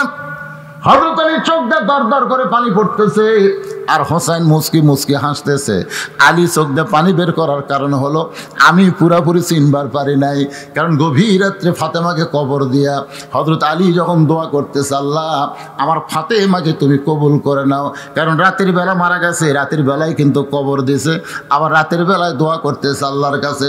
সঙ্গে সঙ্গে দেখতে পায় সামনে কয়েকটা পুরাতন কবর, এইমাত্র ফাতেমার কবর দিয়েছে, সেই কবরটার নাই। গোটা জান্নাতুল বাকি হযরত আলী দৌড়ায় আর বলে, ফাতেমার কবর, ফাতেমার কবর। কে যেন আওয়াজ দেয়া বলে, আলী আমার ফাতেমা পর্দানিশী রে, আমি আল্লাহ জোহরা ডিগ্রি দিয়া ফাতেমার কবরটাকেও কিয়ামত পর্যন্ত পর্দা করে দিয়েছি। যে ফাতেমার কবর পর্দা হয়, সেই ফাতেমারে চিনে। মেয়েটা বলতেছে আমি চিনি। অনেক সময় হয়ে গেল, 3 বিচারক যখন কিছুই বলেন না, মেয়েটা বলে, হোসাইন আপনি প্রশ্ন করলেন, উত্তর দিলাম, হলো কি হলো না? ওমর ফারুক বলে, কেমনে হবে? হোসাইন প্রশ্ন করলো, আমার মাকে জানো? উত্তর দিলে চিনি। মেয়েটা বলে, হোসাইন আপনার মায়ের চোখের ভুরু জোড়া ছিল। হোসেন আপনার মায়ের বাম গালে কালো একটা তিল ছিল, থুতুনির তলে লাল একটা দাগ। সঙ্গে সঙ্গে হতালি চিৎকার দিয়ে বলে, মা রে, যা বলছিস বলছিস, মার বলিস না, এই তিনজনের মধ্যে একজন পরপুরুষ আছে। আপনারা বলেন তো, তিনজনের মধ্যে পরপুরুষকে? যে উমর সম্পর্কে রাসূল বলে আমার পরে কেউ নবী হলে আল্লাহ উমরকে নবী বানাতো, সে উমর যদি পরপুরুষ হয় তাহলে মুরিদের বইয়ের কাছে পীর কি পুরুষ? আপনার বুঝতে পারতেছে না? মুরিদের বইয়ের কাছে পীর সাহেব কি পুরুষ? তো অনেকে তো পরপুরুষ কয় না, এটা আমার বাবা। তিনটা জিনিস আমি প্রায় মাহফিলে বলি। একটা হলো ডাক্তারের বইয়ের কোনদিন সিজার লাগে না, কারণ প্রত্যেকটা ডাক্তারই চায় তার বউ নর্মালি বাচ্চা দেখ। নর্মালি বাচ্চা হলে মায়ের কোনো ক্ষতি হয় না, বাচ্চারও কোনো ক্ষতি হয় না। প্রত্যেকটা বাচ্চাই নর্মালে হবে, কিন্তু কতগুলা মা এনা বেদনা সাংঘাতিক সিজার করবে। বয়টা ডাক্তার দেবে, ডাক্তার বলতে ভাই দেখ না ব্যাকা হয়ে আছে রে, ট্যাকা খাবি তো শালারা, ওই ব্যাকা হয়ে আছে তো। আসলে ব্যাকা টেকা কিছু না, 3 দিন পরে এমনি বাচ্চা হবে, 3 দিন আগেই সিজার করে। আপনি খোঁজ করে দেখবেন বগুড়া জেলার কোনো ডাক্তার বউ সিজার করেনি। মৌলবীর বাড়িতে কোনোদিন মিলাদ হয় না, খেয়াল করে দেখবেন একটা মৌলানার বাড়িতে মিলাদ হয় না, কেন এরা জানে মিলাদ একটা ফাও জিনিস, খামা খাইটা করে কি হবে, তো পরের বাড়ি তারা মিলাদ খাবি। এদিক হোক। আর 3 নম্বর হলো পীরের বউ কোনোদিন মুরিদ হয় না, কারণ পীরের বউ জানে আমার পীর 1 নম্বর লুচ্ছে, মাঝে মধ্যে মুরিদের বইয়ের দিকে চোখ মারে, এই শালার হাতে মুরিদ কি হবে। তাহলে কয়টা করলাম? 1 নম্বর ডাক্তারের বইয়ের সিজার লাগে না, মৌলবীর বাড়িতে মিলাদ হয় না, পীরের বউ মুরিদ হয় না। কি বুঝলেন? বুঝলেন? তাহলে পর পুরুষ তুমি কেমনে জানলে মা হোসেনের মায়ের চোখের ভুরু জোয়াব? এটা পৃথিবীর কেউ না জানলেও শুধু আমি আলী জানি। সুবহানাল্লাহ কোন? আল্লাহ রাসূল বলেছেন তোমার বিবির এই 2 ভুরুর মাঝখানে, বাবা গল্প না, এখন মজার বাজ হচ্ছে, তোমাকে গল্প দেখলে ওরা বাড়িতে আগে থাকবে। 2 ভুরুর এই 2 ভুরু নাই, এই 2 ভুরুর মাঝখানে কোনো বউকে যদি স্বামী একটা চুমা খায়, ওই স্বামীর আমল নামায় একটা ওমরা হজের সওয়াব আল্লাহ দিয়ে দেয়। আমরা অনেক শুনেছি বাবার মুখের দিকে তাকালে, মায়ের মুখের দিকে তাকালে হজের সওয়াব, কিন্তু বইয়ের ভুরুর মাঝখানে চুমা দিলে তো হজের সওয়াব। একটা চুমা খাবেন হজের সওয়াব। কিন্তু আমি তো এটা বলতে দিই ভাই, মেয়েরা তো ব্যাপার হচ্ছে, হুজুর কি ওয়াজ করলো রে, এরা যে বিনি খাওয়া খায় রে, ঘরের মধ্যে ঢুকলে মনে হয় ভোকরা মোটা ঢুকছে, আর চুমা খাবার গেলে তোমার বমি হবি রে। বিড়ি খানে আপনারা ঘুমানোর আগে, চুমা খাওয়ার আগে আচ্ছা তারে ব্রাশ করবা, বুঝছা? পেপসুডেন্ট গুঁড়াটা দিয়ে করবা, পেছনে গুঁড়া নাই, গুঁড়া দিয়ে সেই মতো বিরাস করে, তারপরে বড়ির পাতা চাবিয়া, তারপর ভোগ চুমা খাবা, একটা হজর সব পাবা। সুবহানাল্লাহ খান। যারা বিয়ে করেন এরা এখন তালত থাকবি, এরা এই তালত থাকবি। দেখি তো 14 ফেব্রুয়ারিটা করা যায় কিনা। বিবাহের আগে কোনো কিছু করলে হজের সওয়াব। বাম গালে কালো একটা তিল ছিল, আমি স্বামী হিসাবে বলতে পারি, থুতুনির তলে লাল একটা দাগ, তুমি কেমনে বললাম? মেয়েটা বলে মুরব্বী, ওই রোমের জেলখানার মধ্যে শেরদিল কারারক্ষী সকালবেলা আমাকে 3টা করে চাবুক মারতো, বিকালবেলা 3টা করে চাবুক মারতো। ওই চাবুক মারার কারণে এক সময় আমি কষ্টের জর্জরিত বেহুশ হয়ে গেলাম। ওই বেহুশ অবস্থায় দেখতে পাই আমার শিয়রের পাশে নূরের একটা পুতুলি বসে বসে কাঁদতেছে। আমি বললাম, কে গো আপনি, জান্নাতের হুরি না বেহেশতের পরী? আমার মাথায় হাত দিয়ে বলল, মা আমি জান্নাতের হুরিও না, বেহেশতের পরেও না, আমি হলাম জগৎ বিখ্যাত মা ফাতেমা। ওই রোমের জেলখানা নির্যাতনের সময় বেহুশ অবস্থায় আমি আপনার মাকে দেখেছি। ওই সময় লক্ষ্য করে দেখি চোখের ভুরু জোড়া দেখতে পাই, বাম গালে কালো একটা তিল, থুতনির তলে লাল দাগ দেখেছি। হোসেন বলে, রে মেয়ে, 1 নম্বর প্রশ্নের উত্তর যেমন আশা করেছিলাম তার চাইতেও তুমি 100 গুণ সুন্দর দিয়েছ। ওমর ফারুক বলে, হোসাইন এখন তুমি 2 নম্বর প্রশ্ন করো। এবার হোসেন বলতেছে, আমার 2 নম্বর প্রশ্ন হলো, তুমি 6 বছর বয়সী ঈমান কেমনে পাইলা? তুমি যেই দেশে জন্মগ্রহণ করছো সেই দেশটা হলো খ্রিস্টানের দেশ, তোমার দাদা খ্রিস্টান, বাপ খ্রিস্টান, ওই রোম দেশের সকলেই খ্রিস্টান, ওই খ্রিস্টান দেশে 6 বছর বয়সী মান কেমনে পাইলা? মেয়েটা বলে, হোসাইন আমি দুনিয়ার সাধারণ কোনো ঘরের মেয়ে না, আমার দাদা হলো রোম সম্রাট কাইসার। ওমর ফারুক চমকে উঠছে, ওরে বাবা রে। ওই সময় দুটা পরাশক্তি ছিল, একটা রোম আর একটা পারস্য। রোম হলো কাইসার আর পারস্য হলো খিসরা। মেয়েটা বলতেছে, হোসাইন পরন্ত বিকেল বেলায় আমার দাদা ঘরের মধ্যে গিয়ে বলতেছেন, আপনি আজকে রোমের রাজ দরবারে খেলা হবে, তুই কি খেলা দেখতে যাবি? ছোট বাচ্চাদের খেলা দেখা অভ্যাস করানো খুব ভালো। কথা কয় না। পানি ফোড়া দেন হুজুর, আমার ছেলে খালি কান্দে। পানি ফোড়া দিলাম, 1 সপ্তাহ পরে কয় পানি ফোড়া হয় না, তেল ফোড়া দেন। তেল ফোড়া দিলাম, 1 সপ্তাহ পরে কয় হুজুর আপনাকে দোয়ার মধ্যে আর বরকত নেই। চলে গেল মন খারাপ করে ছেলের মা। 1 মাস পরে বললাম, মা খবর কি? কয় আর কান্দে না হুজুর, আর কান্দে না। আমি বললাম, কি দেব ফুকি পড়াতে ভালো হলো? না না, আমার বাপ একটা মোবাইল কিনে দিছে। যখনই কান্দে তখন গেম চালু করে দিই, আর কান্দে না। মানে এই ছোট ছোট বাচ্চা করো, এরা খেলা দেখানোর অভ্যাস করতেছে। আপনি জানেন এই বাচ্চার চোখ কি হবে?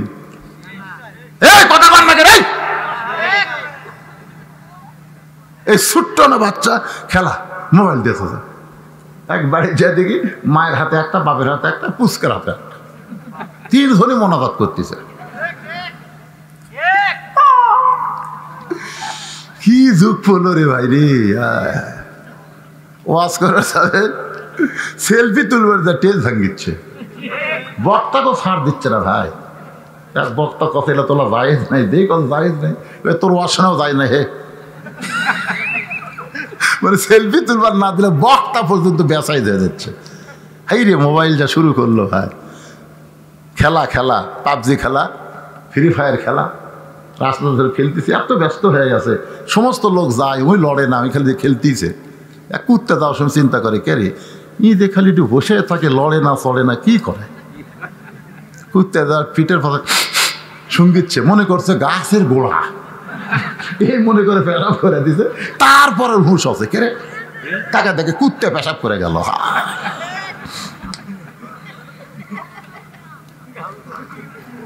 রে যুবকেরা শোনো, নষ্ট করে দিবে জীবন, নষ্ট করে দিবে শিক্ষা, নষ্ট করবে চোখ, নষ্ট করবে চরিত্র। আর হেডফোন লাগাইলে ঠসা হবে, বউ খালি গালি দিবি তুমি মুস্কি মুস্কি হাসবা। আমাকে দেখা ঠসা স্বামীর বউ গাইলাই ওইখানে হাসে, শুনবারই পায় না। তো হেডফোন দিয়ে তারা গান শুনতেছে, ওরা কান ভালো থাকবি, এই যে চোখ দিয়ে সবসময় তাকে থেকে দেখতেছে, চোখ ভালো থাকবে না। ছোট 6 বছরের মেয়ে বলে, হোসাইন আমি আমার দাদার সঙ্গে খেলা দেখার জন্য রাজ দরবারে আসলাম। আমার দাদাকে বললাম, দাদা খেলা কোন জায়গায়? আমার দাদা বলে, ওই যে তাকায় দেখ। আমি তাকায় দেখি একটা মানুষের 2টা চোখ কালো কাপড় দিয়ে বেঁধে রাখছে, ওই মানুষের 2টা হাত কালো রশি দিয়ে বাঁধছে, ওই মানুষের 2টা পা লোহার শিকল দিয়ে আটকায় রাখছে। আমি বললাম, দাদু ভাই খেলা দেখার কথা বলে নিয়ে আসলেন, কিন্তু ওইটা কি খেলা আমি তো বুঝতেছি না। আমার দাদা বলতেছে, ওইটা একটা মুসলমান, ওইটা একটা মুসলমান, ওই মুসলমানকে নিয়ে আজকে খেলা হবে। ওই যে তাকায় দেখ। মেয়েটা বলে, 6 বছরের তাকায় দেখি একটা আগুন চুলার দাউ দাউ করে জ্বলতেছে। সেই চুলার আগুনে বিশাল একটা দেখছি, মনে মনে তেল, নিচের আগুনের তাপে তেলগুলো টকবক টকবক করতেছে। আমার দাদা বলে, নাতনি রে ওই মুসলমানকে হাত পাও বান্ধা উত্তপ্ত তেলের মধ্যে ফেলে দিব। আজকের খেলার নাম হলো মুসলমান মারার খেলা। আমি তখন জোর হাত করে বললাম, দাদু ভাই এই মুসলমানকে না মারার খেলা কি বন্ধ করা যায় না? মুসলমানকে মারার খেলা কি বন্ধ করা যায় না? আমার দাদা বলতেছে 100 বার যায়। যদি মুসলমান একটা বারের জন্য বলে আল্লাহ রাসূল মানি না, খালি একটা বারের জন্য বলবে আল্লাহ রাসূল মানি না, তাহলে হাতের বাঁধন খুলে দিব, চোখের বাঁধন খুলে দিব, পায়ের শিকল খুলে দিব। কারণ তার সব বাঁধছি, কিন্তু মুখটা তো আমি বান্ধি নাই। তার চোখ বান্ধা, তার হাত বান্ধা, তার পাও বান্ধা। কিন্তু আজকে আমাদের বাংলাদেশে হাত খোলা, চোখ খোলা, পা খোলা, কিন্তু মুখ বান্দা, মুখ বান্দা, কথা কয় না। সঙ্গে সঙ্গে মেয়েটা বলে, হোসাইন আমি 6 বছরের ছোট্ট মেয়ে মুসলমানের কাছে গিয়ে বললাম, মুসলমান একটা বারের জন্য শুধু বলেন আল্লাহ রাসূল মানি না, তাহলে আমার দাদা আপনাকে ছাইড়া দেবে। সঙ্গে সঙ্গে মুসলমান বলে, রে ছোট্ট মেয়ে, তোমার কাছে জীবনের গুরুত্ব আছে, কিন্তু আমার কাছে ইমানের গুরুত্ব বেশি। দরকার হলে জীবন দিব, কিন্তু এক মুহূর্তের জন্য আল্লাহ রাসূল ছাড়ব না। মেয়েটা বলে, হোসাইন সঙ্গে সঙ্গে আমার দাদা চিৎকার দিয়ে বলল, সৈন্যরা এই মুহূর্তে উত্তপ্ত তেলের মধ্যে ফেলে দাও। ওই মুসলমানকে যখন তেলের দিকে নিয়ে আসতেছে, 6 বছরের ছোট্ট মেয়ে বলে, হোসাইন আমি ছোট্ট অবস্থায় তাকায় দেখি মুসলমান সিনা টান করে উত্তপ্ত তেলের দিকে আসতেছে, মানে তার মৃত্যুর কথাই খেয়াল নেই, কারণ সে বিশ্বাস করে ওয়ালা নাবলু, সে বিশ্বাস করে ওয়ালা তাকুলু লিমান ইউকতালু ফি সাবিলিল্লাহি আমওয়াতুন বাল আহইয়াউ ওয়ালাকিন লা তাশউরুন। ওই মুসলমানকে হাত পা বেঁধে উত্তপ্ত তেলের মধ্যে ফেলে দিবে। মেয়েটা বলে, হোসাইন ওই সময় মুসলমান চিৎকার করে বলতেছে, লা ইলাহা ইল্লাল্লাহু মুহাম্মাদুর রাসূলুল্লাহ। ওই মুসলমানের ওই কলমাটা আমার কানের মধ্যে দিয়ে কলিজার মধ্যে ঢুকে গেল। আমি তখন তাকায় দেখি মুসলমানের দেহ উত্তপ্ত তেলের মধ্যে পড়েছে, আর দেহের পাখিটা কে যেন ধরে জান্নাতের বাগানে উড়াল দেয়। 6 বছরের ছোট্ট মেয়ে এই দৃশ্য দেখার পরে দৌড় দিল। আমি মায়ের সামনে গিয়ে বললাম, মা লা ইলাহা ইল্লাল্লাহ মুহাম্মদ রাসূলুল্লাহ। আমার মা বলতেছে, তুই না তোর দাদার সঙ্গে খেলা দেখবার গেলি, এই মুসলমানের কলমা কোথায় পাইলি? এ কলমা বলিস না মা, এই কলমা বললে তোর দাদা তোর বাপ তোকে মাইরা ফেলবে। আমি তখন বললাম, মা এই কলমাওয়ালারা কোনোদিন মরে না। হোসাইন 6 বছর বয়সে ঈমান নামক মহামূল্যবান নিয়ামত এইভাবেই আমি অর্জন করেছি। হোসেন বলে, রে মেয়ে 2 নম্বর প্রশ্নের উত্তর যেমন আশা করেছিলাম তার চাইতে 1000 গুণ তুমি সুন্দর দিয়েছ। ওমর ফারুক বলে, হোসাইন এখন তুমি 3 নম্বর প্রশ্ন করো। এবার হোসেন বলে, রে মেয়ে আমার 3 নম্বর প্রশ্ন হলো, বিবাহের পরে আমার সঙ্গী তোমার থাকতে হবে, বিবাহের আগে কোনো কিছু করা যায়? জোরে কোন? বাল্য বিয়া বন্ধ আছে, কিন্তু বাল্য প্রেম বন্ধ নাই। আমাকে সরকার খুবই চালাক দেখছেন, বাল্য বিয়া বন্ধ করে দিছে, কিন্তু বাল্য প্রেম চলবে। 13 বছরের ছেলে 9 বছরের মেয়ে পেলে গেছে। এই মোবাইল কিন্তু ছোট ছোট বাচ্চা করে প্রেম শিখাচ্ছে। জোরে কোন কথা ঠিক কিনা দেখবেন? যখন রাস্তা দিয়ে দেখবেন 13-14 বছরের ছেলেরা রাস্তা দিয়ে 2 জন যায়, খালি ফিস করে গল্প করে। কি গল্প করা?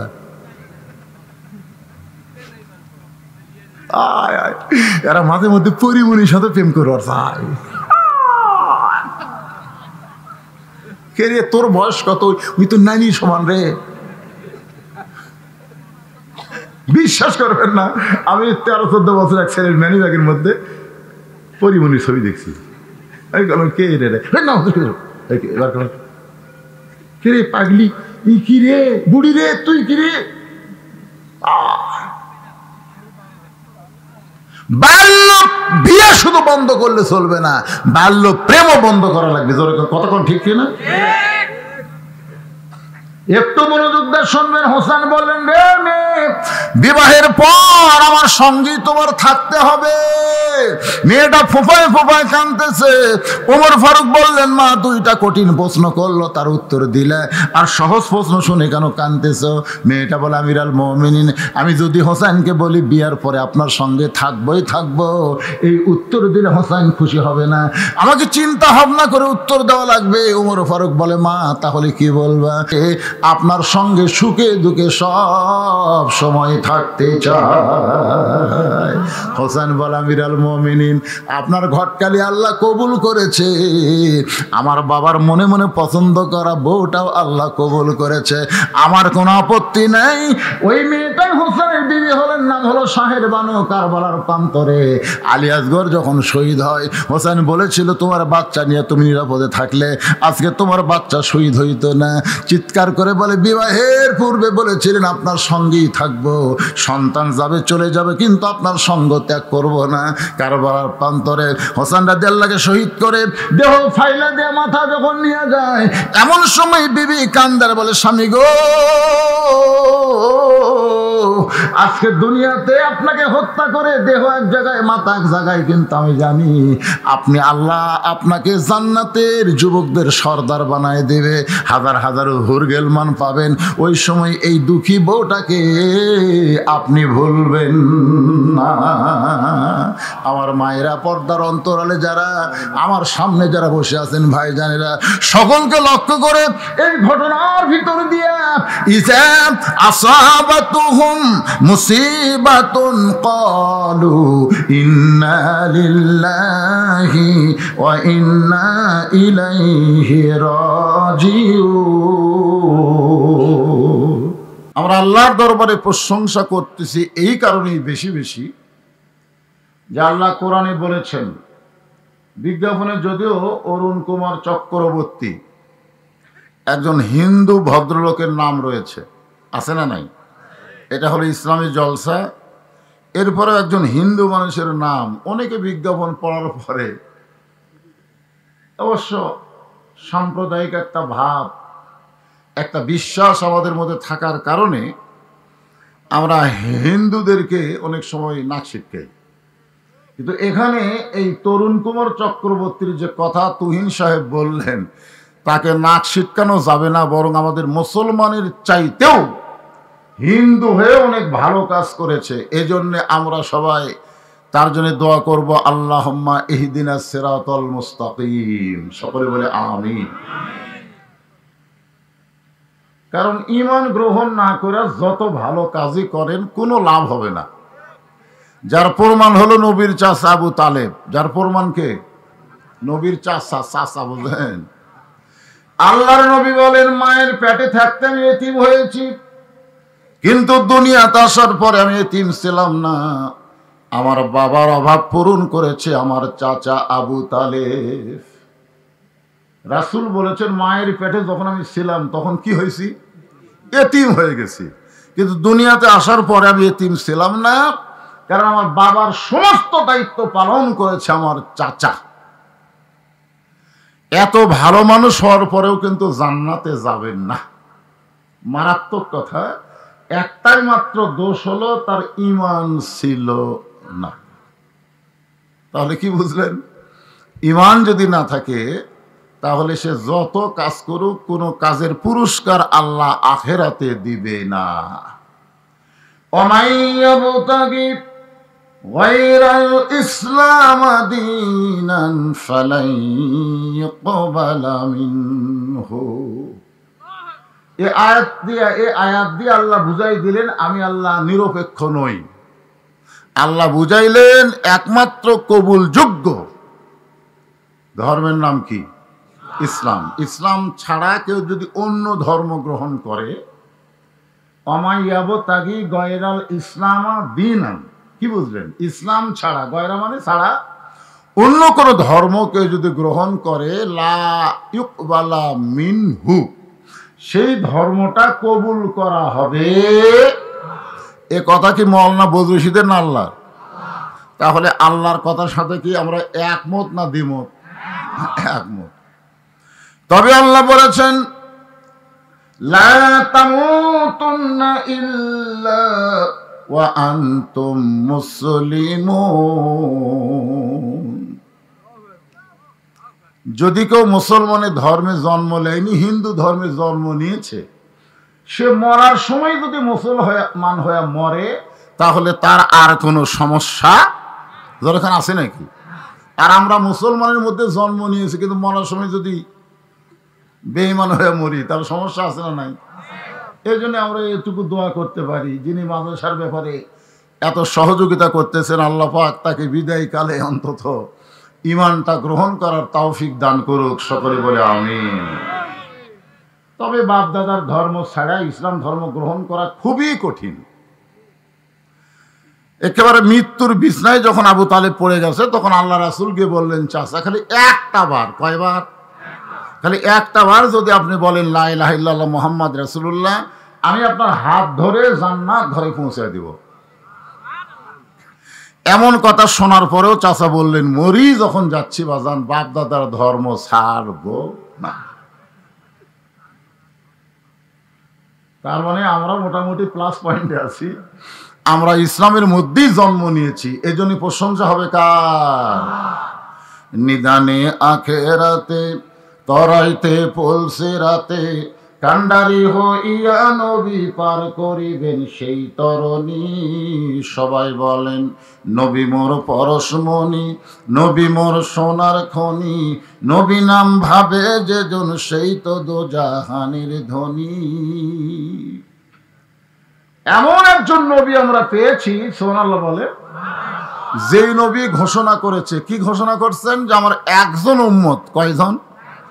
একজন উম্মত যতক্ষণ বাহিরে থাকবে, আমি নবী ততক্ষণ জান্নাতের মধ্যে ঢুকবো না।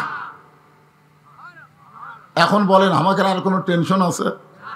এই জন্য গায়ক তার গানের মধ্যে কি বলছে? আছেন আমার মুক্তার, আছেন আমার বারিস্টার, শেষ বিচারের হাইকোর্টেতে তিনি আমায় করবেন পার, আমি পাপী তিনি জামিনদার। আল্লাহ যখন হাকিম হইয়া আমাদেরকে আসামি বানায় বিচার শুরু করবেন, ওই সময় আমাদের নবী উকিল হয়ে, বারিস্টার হয়ে আমাদের ব্যাপারে আল্লাহর কাছে ওকালতি করে আমাদেরকে জামিন করে জান্নাতে পৌঁছায়া দিবে। এমন একজন নবীর উম্মত হওয়াতে খুশি না বেজার? তাহলে আমার সঙ্গে সকলেই বলা লাগবে, গুনগুন করে বলতে পারবেন না? নবী না হয়ে দুনিয়ার, না হয়ে ফেরেশতা আল্লাহর, হয়েছি উম্মত আপনার, তার তরে শুকর। এটা শোনার জন্য আমি বলিনি। এই যে আপনারা বলেন 1000 বার, এই 1000 বার যখন এই গজল লেখছে, তখন 3 টাকা দিয়ে একটা গরু পাওয়া যেত। একটা গরুর দাম কত? তাহলে এখন 1 কেজি গোস্তর দাম কত? তাহলে 650 টাকা 1 কেজি গোস্তর সময় আপনারা 1000 বারই বলতেছেন, যখন 3 টাকার গরু দিয়ে এই 1000 বার কইছে। এইটা কওয়া লাগবে। এখন বাংলাদেশে 1000-এর কোনো খাওয়া আছে? আমি চিন্তা করে দেখলাম, দেখি আপনাকে শুকুর গুজারের অবস্থাটা কি। তখন দেখুন ওই মানধাতার আমলেও যায়, এখনই তাই। এই জন্য সকলে বলবো কোটি কোটি বার, বলতে পারবেন না? তার তরে শুকুর কোটি বার আলহামদুলিল্লাহ। এখন যে কোরআন থেকে আমরা আলোচনা শুনবো, এই কোরআনে কোনো সন্দেহ সবাই বলা লাগবে। আমাদের বাংলাদেশে মাহফিলের যারা সভাপতি হয়, প্রধান অতিথি হয়, এরকে বেটার মাথা কোনোদিন আমরা পাগড়ি দিবার পারলাম না। হায় আফসোস, হায় আফসোস। যাদের মাথায় আমরা পাগড়ি পরে দেই, খবর নিয়ে শুনি এরা অধিকাংশই গরিবের সন্তান। আর এই গরিবের সন্তানের এক সময় আলেম হইয়া আমাকে ইমাম হয়। যখন কথা ঠিক কিনা? তুমি যত বড়ই নেতা হও, পিছনে দাঁড়াও, সামনে যাওয়ার ক্ষমতা তোমার নাই। নেতাগুলো যখন কোরআনের মঞ্চে বলে যে আমরা তো কোরআন বুঝি না, তো কথা বলিস কেন? কথা বলবি জনসভায়। কোরআনের মাহফিলে তোমাদের কোরআন না জানা থাকলে কোনো কথা বলার অধিকার নাই। কোরআনকে থামাতে তোমরা আজাড়া পেশাল মারো।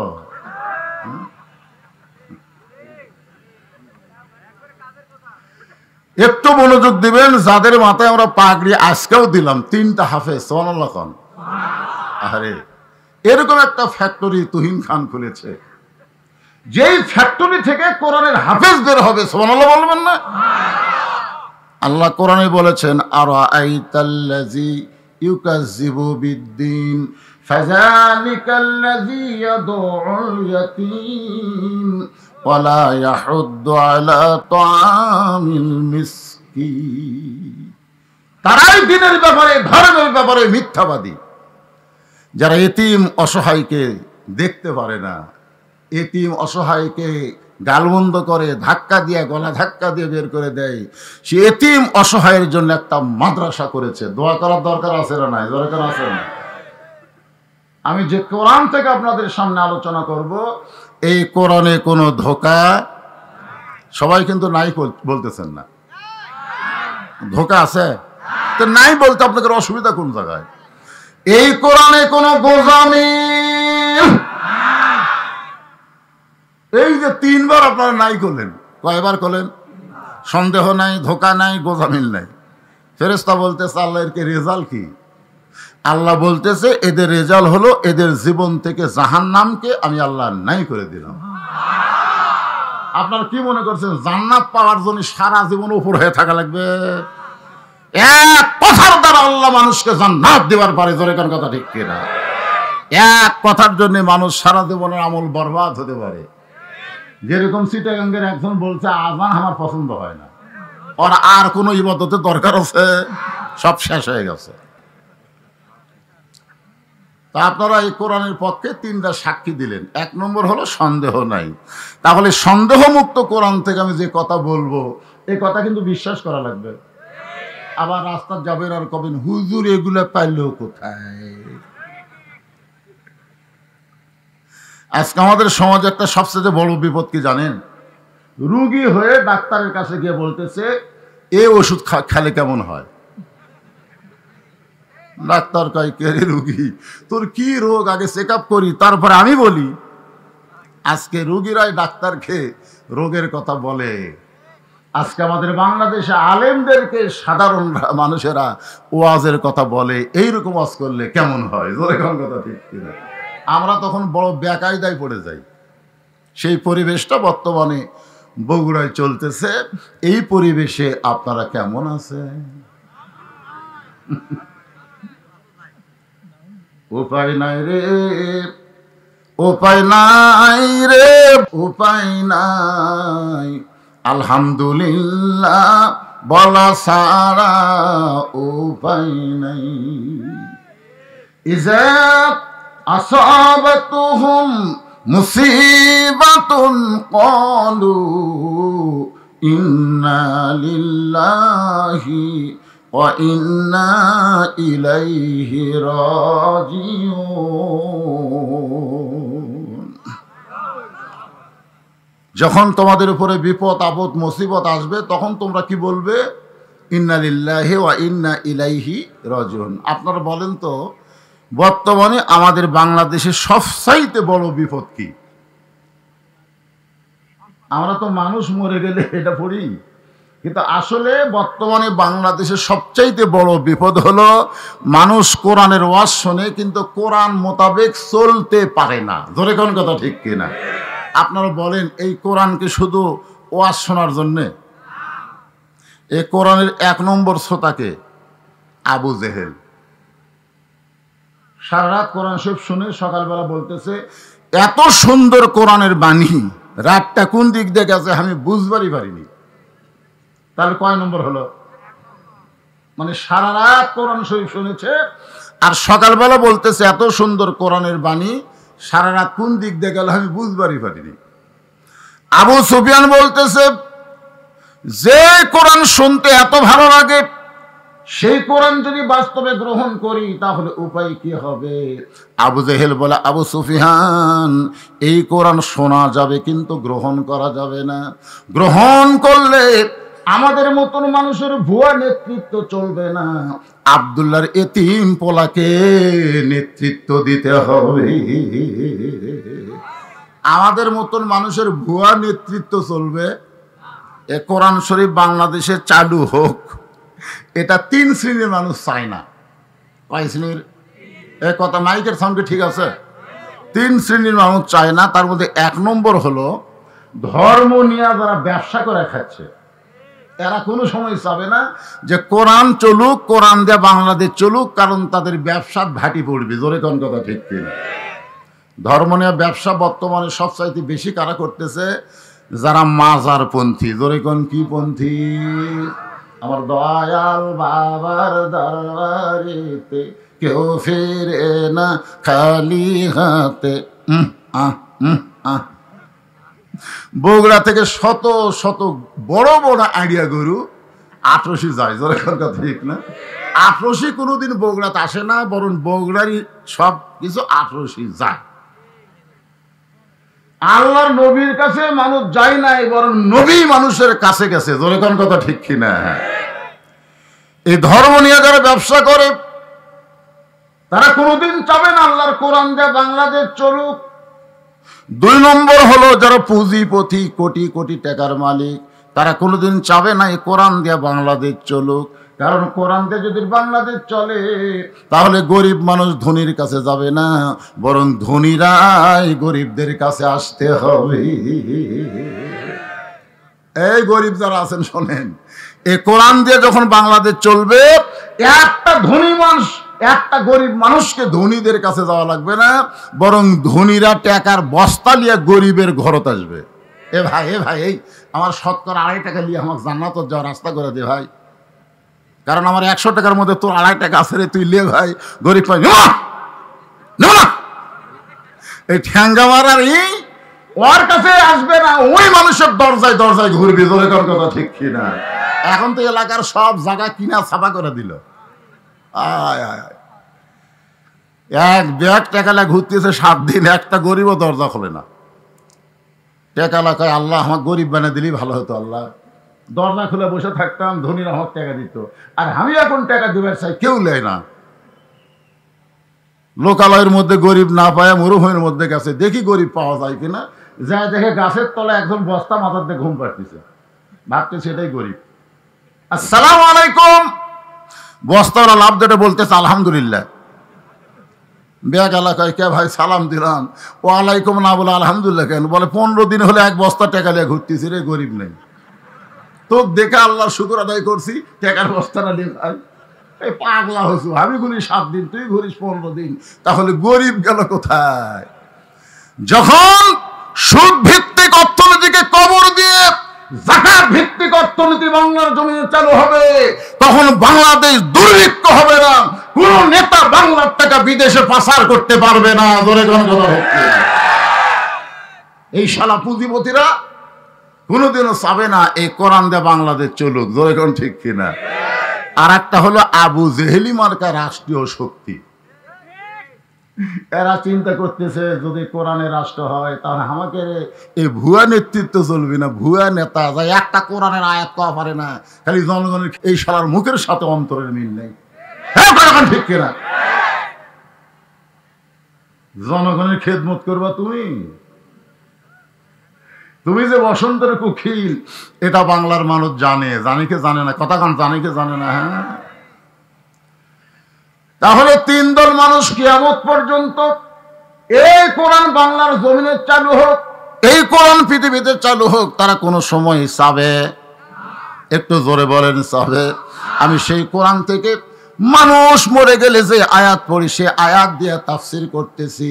এইটা কিন্তু মানুষ মরার আয়াত না, এইটা হলো বিপদ আপদ মুসিবতের আয়াত। যখন তোমাদের উপরে বিপদ আপদ মুসিবত আসবে কলু, তখন তোমরা কি বলবে? ইন্না লিল্লাহি ওয়া ইন্না ইলাইহি রাজিউন। সবাই আমার সঙ্গে বলেন, কোন বনেরই পাখি তুমি। আচ্ছা এই দেখেন তো, ওই যে 2টা ছেলে, ওই একটা মুরব্বী এখন পর্যন্ত ওঠেনি। এই ছেলা ছোকরারা কোরআনের মাহফিলে কেন আসে? এরা মাগরিবও পড়েনি, এশাও পড়েনি, এরা ফজরও পড়বি না। এই শালা সিজার করার আকারে কোরআনের মাহফিলে আসে কোরআনের বিশাল একটা ক্ষতি করে। আমি দেখি জুমার দিনে সবাই যে সমস্ত মুসল্লি সবার শেষে আসে আগে যায়, এরা কিন্তু নামাজ পড়বার আসে না, এরা আল্লাহর সঙ্গে মস্কারা করবার আসে। ধরে কোন কথা ঠিক না? শালা স্যান্ডেল চোরা, ওই আসে পুরাতন স্যান্ডেল পাওয়ার দিয়ে নতুনের কাছে থই, সবার আগে বাইরে হয়ে নতুন পাওয়ার দিয়ে চলে যায়। ধরা পড়লে কয় বদল হতে ভাই, বদল হতে ভাই। কে বদল খালি নতুনই হয়? এই শালা ছোকরারা কোরআনের মাহফিলে বসে লব্ধ ওঠে কি এইবার কেউ যদি ওঠে এই তিনটে চলে গেল, মানে মিস কল মারছে, কে যেন মিস কল মারছে, চলে গেছে। জুমার দিনে সবার শেষে আসে আগে যায়, এরা মুসল্লি না, এরা নামাজ নষ্ট করতে আসে। জোরে কোন কথা ঠিক কিনা? এদেরকে আল্লাহ বলেছে ফাওয়াইলুল লিল মুসাল্লিন, এরা মুসল্লি নামের কলঙ্ক। শেষে আসে আগে যায়, দেখি এবার কে ওঠে। পেশাব লাগছে, মুরব্বীকে পেশাব আপনি লাগছে না হিসাবে তো আপনার বেশি লাগার কথা। এই জুয়ান তাকড়ার যদি 8 ঘন্টার মধ্যে ওঠে, আরে বউ বালবি কি করে রে? যার পেশাব কন্ট্রোলিং পাওয়ার যত বেশি, আল্লাহ তার যৌন ক্ষমতা তত বেশি দিয়েছে। বলে কোন সুবহানাল্লাহ। আপনি জানেন এই পেশাব কি?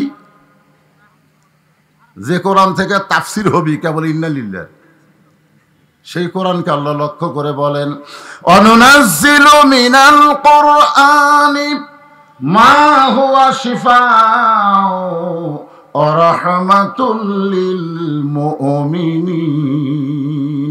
মুমিনদের যাবতীয় রোগের ঔষধ হিসাবে, জোরে কোন কি হিসাবে? শিফা হিসাবে আল্লাহ তাআলা এই কোরআনকে নাজিল করেছে। আমার 2017 সালে, 2000 কত সালে আমি বগুড়া ডায়াবেটিস হাসপাতালে যখন দেখালাম, ডায়াবেটিস ডাক্তার আমার অবস্থা দেখে বলতে, হুজুর আপনার এই ডায়াবেটিস কন্ট্রোল করবার গেলে আপনি যখন ওয়াজ করেন তখন 1 ঘন্টা পর পর পেশাব করা লাগবে। কারণ ওয়াজ করতে গেলে এই আপনার ঝাঁকি নিচের দিকে যায়, পেশাব দিয়ে থলিয়া পরিপূর্ণ হয়ে যায়। 1 ঘন্টা পর পর পেশাব না করলে আপনার কিডনি ড্যামেজ হবে। আমি ডাক্তারকে বললাম, কে রে ভাই 1 ঘন্টা পর পর পেশাব করে চালে জনগণ হক দাওয়াত দিবে, তাহলে আপনি ওয়াজ বাদ দেন। আসলেই তাই, ওয়াজ করবার যায় 1-8 ঘন্টার পরে দেখে আমার খালি কিট কিট কিট কিট করতেছে, মানে পেশাব করাই লাগবে। এখন সব অধিক বলে কেমনে যাই, এমন সময় কোরআন শরীফে হাত দিয়ে বললাম মনে মনে, আল্লাহ আল্লাহ তুমি বলেছো এই কোরআন যাবতীয় রোগের ঔষধ, আর আমি সেই কোরআন থেকে আলোচনা করতেছি। তুমি কি পারো না আল্লাহ? তুমি কি পারো না আল্লাহ এই পেশাব জাতীয় ব্যায়াম থেকে আমাকে বাঁচাই দিতে? বিশ্বাস করেন প্রথমে একটু কষ্ট হলো, 8 ঘন্টা পরে দেখি পেশাবের কোনো খেয়ালই নাই। এরপর থেকে 17 সাল থেকে এখন 23 হলো, আর আমার ওয়াজ করতে করতে পেশাব লাগে না। যদি আমার না লাগে আপনাকে শুনতে শুনতেও লাগবে। তাহলে বিশ্বাস করেন, মহব্বত করেন। মানুষ মরে গেলে যে ইন্না লিল্লাহ কই, সেই ইন্না লিল্লাহর তাফসীর হচ্ছে কোন বনেরই পাখি তুমি। এই গানটা কিন্তু খুবই ভালো, বুঝলেন? এই আয়াত থেকেই বলা হচ্ছে কোন বনেরই পাখি তুমি আইলারে কোন বনে, আবার কোন বনেতে যাইতে হবে পড়ছে নাকি মনে। মনে পড়ে? মনে পড়ছে? কোথায় থেকে আসছেন? রুহের জগতে যখন ছিলাম আল্লাহ বলেছেন আলাস্তু বিরাব্বিকুম, আমি কি তোমাদের রব নই? আবার দুনিয়ার জগৎ থেকে যখন কবরের জগতে যাব, আবার একই প্রশ্ন করবে মান রব্বুকা, তোমার রবকে? বলেন তো রুহের জগতে এই রব সম্পর্কে আল্লাহ প্রশ্ন করে আমাদেরকে জানাই দিলেন। আবার কবরের জগতের রব সম্পর্কে জানতে চাবেন। মাঝখানের দুনিয়াটা খেলতামাশার জায়গা না, এই রবের সাথে সম্পর্ক করার জায়গা। ধরে বলেন কথা ঠিক কি না? এখন রবের সাথে সম্পর্ক যারা করে না তারাই সবচাইতে বড় বিপদে আছে। রবের সঙ্গে সম্পর্ক করে যারা কবরে যায়, আল্লাহ নবী বলেন তাদের কবর কবর না, কবর হবে জান্নাতের টুকরা। দেহ থাকবে কবরে, রূহ নামক পাখিটা আল্লাহ ইল্লিন নামক জান্নাতের বাগানে ঢুকাইয়া দিবে। এই জন্য একটু শোনেন, রবের সাথে সম্পর্ক করতে গেলে কি লাগবে? আরো জোরে কান না, এটা বাদ দিয়া যেই কোরআনের প্রথমে আল্লাহ বললেন জালিকাল কিতাবু লা রাইবা ফীহি হুদাল লিল মুত্তাকিন, যে 3 জন হাফেজকে পাগড়ি দেওয়া হলো আজকে তাদের বাবারা সবচাইতে বড় সৌভাগ্যবান। জোরে কোন কথা ঠিক কিনা?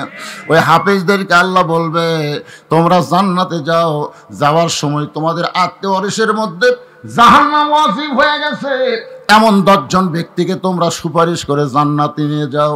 এখন তাদের আত্মীয়র মধ্যে বাপ মা আপনজন যারা রয়েছে, এই মাদ্রাসা যিনি প্রতিষ্ঠা করেছে, যারা জাকির খাওয়াইছে, তাদেরকে সঙ্গে করে হাফেজ সাহেব জান্নাতে চলে যাবে।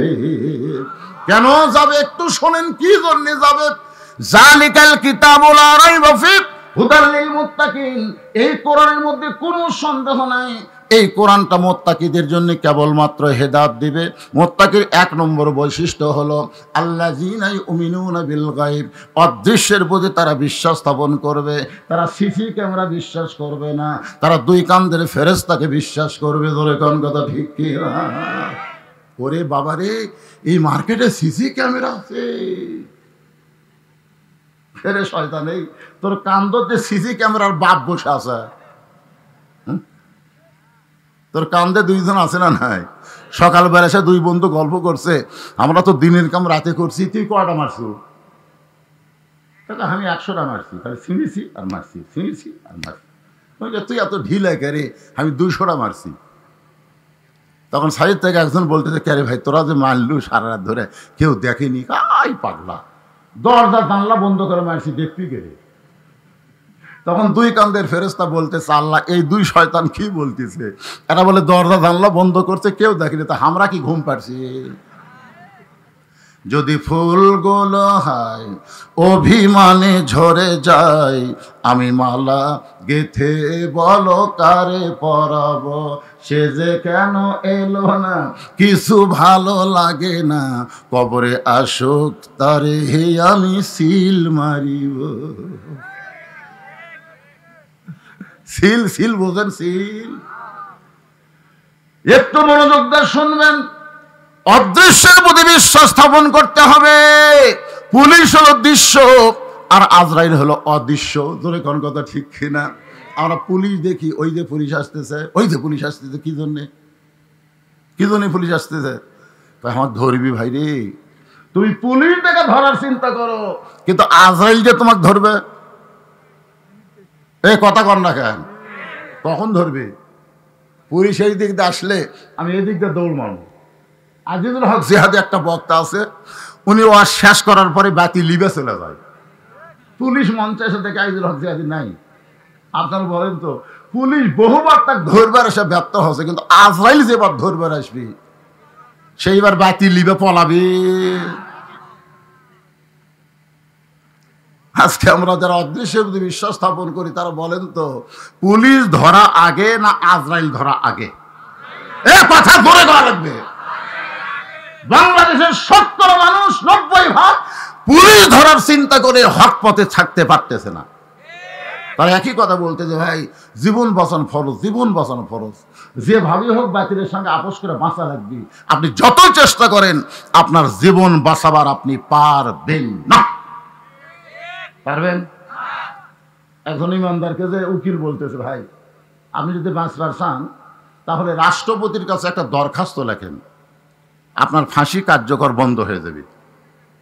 আপনার যে ফাঁসি কার্যকর হবে এটা বন্ধ হবে, রাষ্ট্রপতির কাছে একটা দরখাস্ত লেখেন, রাষ্ট্রপতি দয়া করে যদি ফাঁসি মওকুফ করে দেয় আপনার আর কোনো টেনশন নাই। ইমানদার মুচকি মুচকি হাসে। উকিল বলে, হাসতেছেন কেন? ইমানদার বলতেছে, রে উকিল, আমার জীবনে আমি 3 জন রাষ্ট্রপতিকে ক্ষমতায় থাকা অবস্থায় মরা দেখছি। আমার জীবনে আমি 3টা রাষ্ট্রপতি ক্ষমতায় থাকা অবস্থায় মরছে। একটা বঙ্গবন্ধু শেখ মুজিবুর রহমান, একটা হলো জিয়াউর রহমান, আর একটা দিল্লুর রহমান। যারা নিজেরাই মরে যায় তার কাছে বাঁচার দরখাস্ত কোনো ইমানদারে লিখবে না। ধরে কোন কথা ঠিক না? কারণ কেউ কাউকে বাঁচাবার পারে না। আল্লাহ কোরআনে বললেন, আল্লাযী খালাকাল মাউতা ওয়াল হায়াতা লিয়াবলুয়াকুম আইয়ুকুম আহসানু আমালান ওয়া হুয়াল আজিজুল গফুর। ইন্না লিল্লাহর তাফসীর এখন শুরু হয়ে গেল। আমার সামনে সবাইকে জবান খুলে বলতে হবে, মৃত্যু আর হায়াতের মালিককে? সবাই বলেন। কেউ মারতে পারবে না আল্লাহ যদি বাঁচায়, কেউ বাঁচাতে পারবে না আল্লাহ যদি মারে। এ বিশ্বাস আমাদের অন্তরে রাখার দরকার আছে না নাই? প্রত্যেকটা ধাপে ধাপে আমরা বগুড়া শহরে যাচ্ছি না, প্রত্যেকটা ধাপে ধাপে আমরা ঢাকায় যাই না, প্রত্যেক ধাপে ধাপে আমি বাড়িতে যাচ্ছি না, প্রতি ধাপে ধাপে আমার হায়াতকে অতিক্রম করে আমি কবরের দিকে অগ্রসর হচ্ছি। আপনারা যারা এখানে আইছেন কটার সময় আইছেন? ধরেন 8টার সময় আইছেন, ওই 8টা আর সারা জীবনে ফেরত পাবেন। ওই 8টা আমাদের কাছ থেকে কি হলো? আস্তে আস্তে বিদায় হচ্ছে।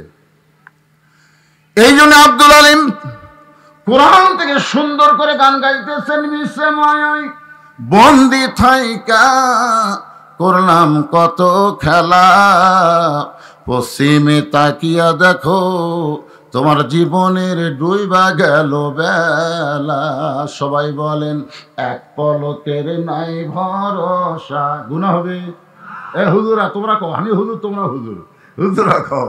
এক পলকের নাই ভরসা, মিশে সকল আশা, কখন বুঝি দারুণ ঝড়ে ভাঙবে আমার বাসা। আল্লাহ বললেন লিয়াবলুয়াকুম, খুব খেয়াল করে শুনবেন, তোমাদেরকে পরীক্ষা করা হবে। এমনি এমনি তোমাদেরকে ছেড়ে দেওয়া হবে না, তোমাদেরকে পরীক্ষা করা হবে। কবরের মধ্যে যখন যাব তখনও পরীক্ষা হবে 3টা প্রশ্নের। ধরে কোন কয় প্রশ্নের? 1 নম্বর প্রশ্ন হবে মান রব্বুকা, তোমার রবকে। যখন বলবে তোমার রবকে, আপনাকে উত্তর দেওয়া লাগবে না। আপনি সারা জীবনে নামাজ পড়েছেন, ওই নামাজ আপনার পক্ষে দাঁড়িয়ে বলবে রে মুনকির নাকির, কাকে রব সম্পর্কে প্রশ্ন করতেছ? বলে যিনি কবরের মধ্যে শুয়ে আছে তাকে। বলে তাকে প্রশ্ন করার আগে আমরা উত্তর দিচ্ছি রে মুনকির নাকির। তোরা বলতে হবে এই লোকটা সারাদিন কয় রাকাত নামাজ পড়েছে, এই লোকটা সারাদিন কয় রাকাত নামাজ পড়েছে, সারা সপ্তাহে কয় রাকাত নামাজ পড়েছে, সারা মাসে কয় রাকাত নামাজ পড়লো, সারা বছরে কয় রাকাত নামাজ পড়েছে, সারা জীবনে কয় রাকাত নামাজ পড়েছে। মুনকির নাকির বলবে আমরা তো জানি না। তাহলে জানিস না প্রশ্ন করিস কেন? যে লোকটার আমাদের নিয়ত করার পরেই আলহামদুলিল্লাহ রাব্বিল আলামিন বলেছে, রুকুতে গিয়ে সুবহান রাব্বিয়াল আযীম বলেছে, সিজদায় গিয়ে সুবহান রাব্বিয়াল আলা বলেছে, তাকে আবার রব সম্পর্কে প্রশ্ন করে লজ্জিত করলি কেন? মুনকির নাকির বলে আল্লাহ তোমার বান্দাকে রব সম্পর্ক প্রশ্ন করার সাথে সাথে নামাজ যেভাবে খেপে গেল, আল্লাহ বলতেছে যার আমলে নামাজ আছে তার রবের উত্তর হয়ে গেছে। লিল্লাহি তাকবীর। আর যারা নামাজ পড়তেছেন না, এই মাগরিব এসা পড়েনি কে রে? হাত তুলবার বলতেছি না। সবচাইতে বড় আদালত সুপ্রিম কোর্ট, হাইকোর্ট না, সবচাইতে বড় আদালত হচ্ছে আপনার বিবেক। জোরে কোন কথা ঠিক কিনা? বিবেকের আদালতে এরকম ঠকাতে বলেন যে ফজর পর্যন্ত বাঁচার গ্যারান্টি কার কার আছে? না তো বললেন না কেন?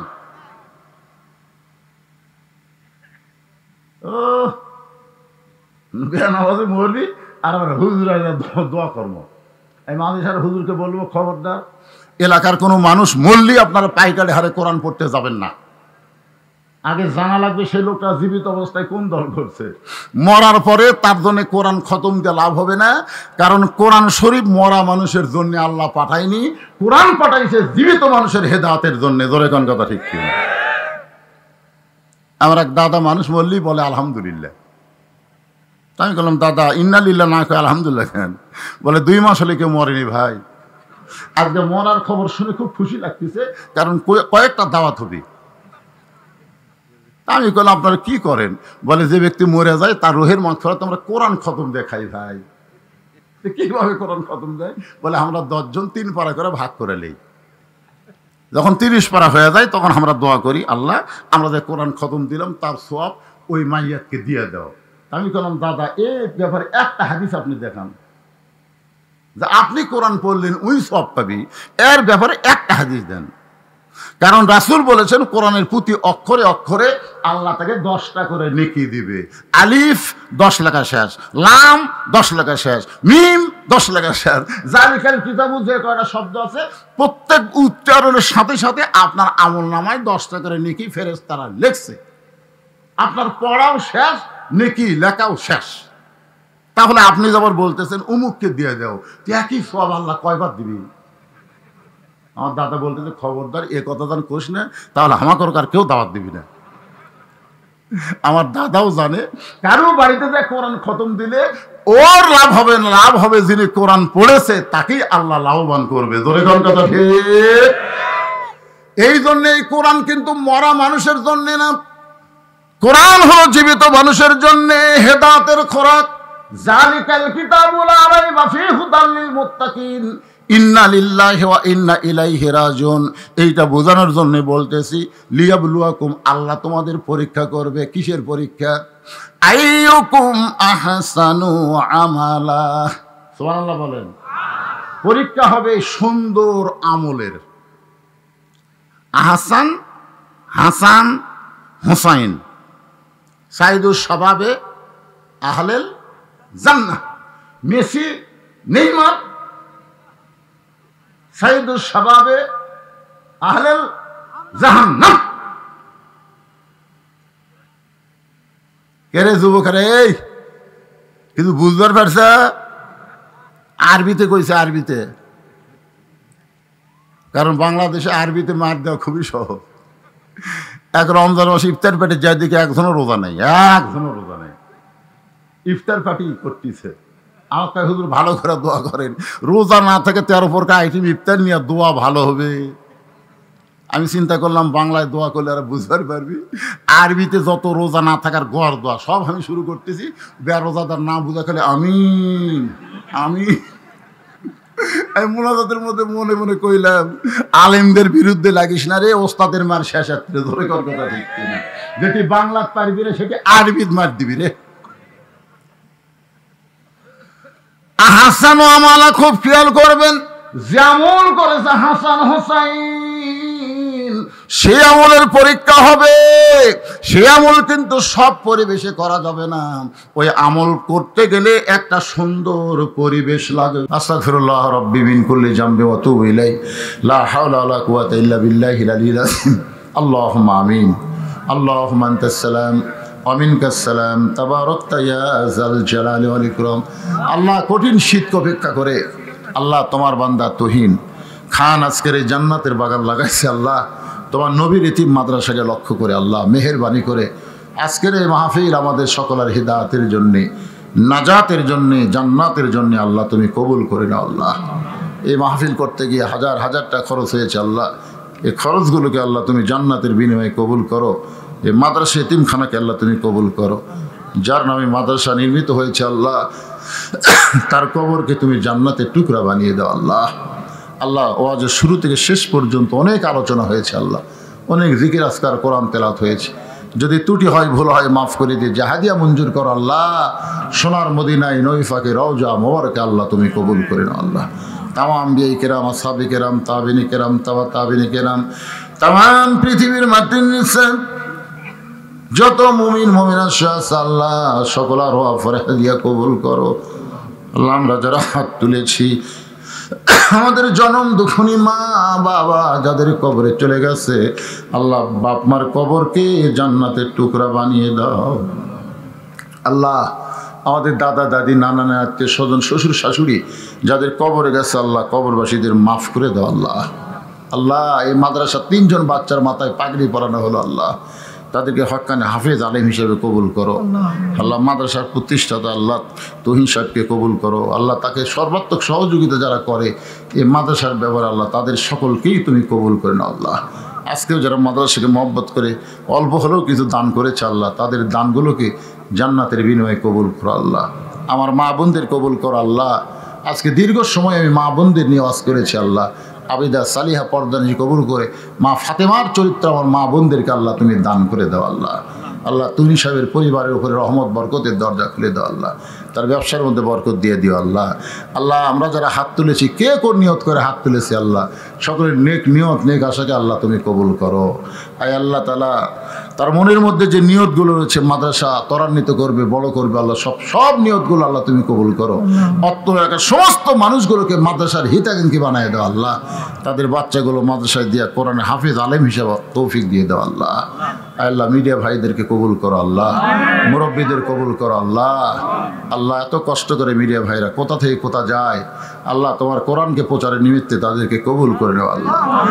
আল্লাহ আজকে আলেম ওলামা হাত তুলেছে, গোটা বাংলাদেশে আলেম ওলামা আজকে মাজলুম অবস্থায় আছে, অনেকে জেল জুলুমের ভিতরে আল্লাহ মানবতার জীবনযাপন করতেছে। আল্লাহ এই কোরআনের বন্দি ফাঁকিগুলোকে মুক্ত করে দাও, কোরআনের ময়দানে তারা আবার কিচির মিচির করবে আল্লাহ। আল্লাহ আমি গুনাহগার বলে দোয়া ফিরা দিয়ে না আল্লাহ। এই শীতের ভিতরে খেলের উপরে বসে ঘন্টার পর ঘন্টা যারা আলোচনা শুনেছে আল্লাহ, তাদের সকলের হাতের মধ্যে যার হাত পছন্দ করো সে হাতের ওসিলায় গোটা মাহফিলকে আল্লাহ তুমি কবুল করে নাও আল্লাহ।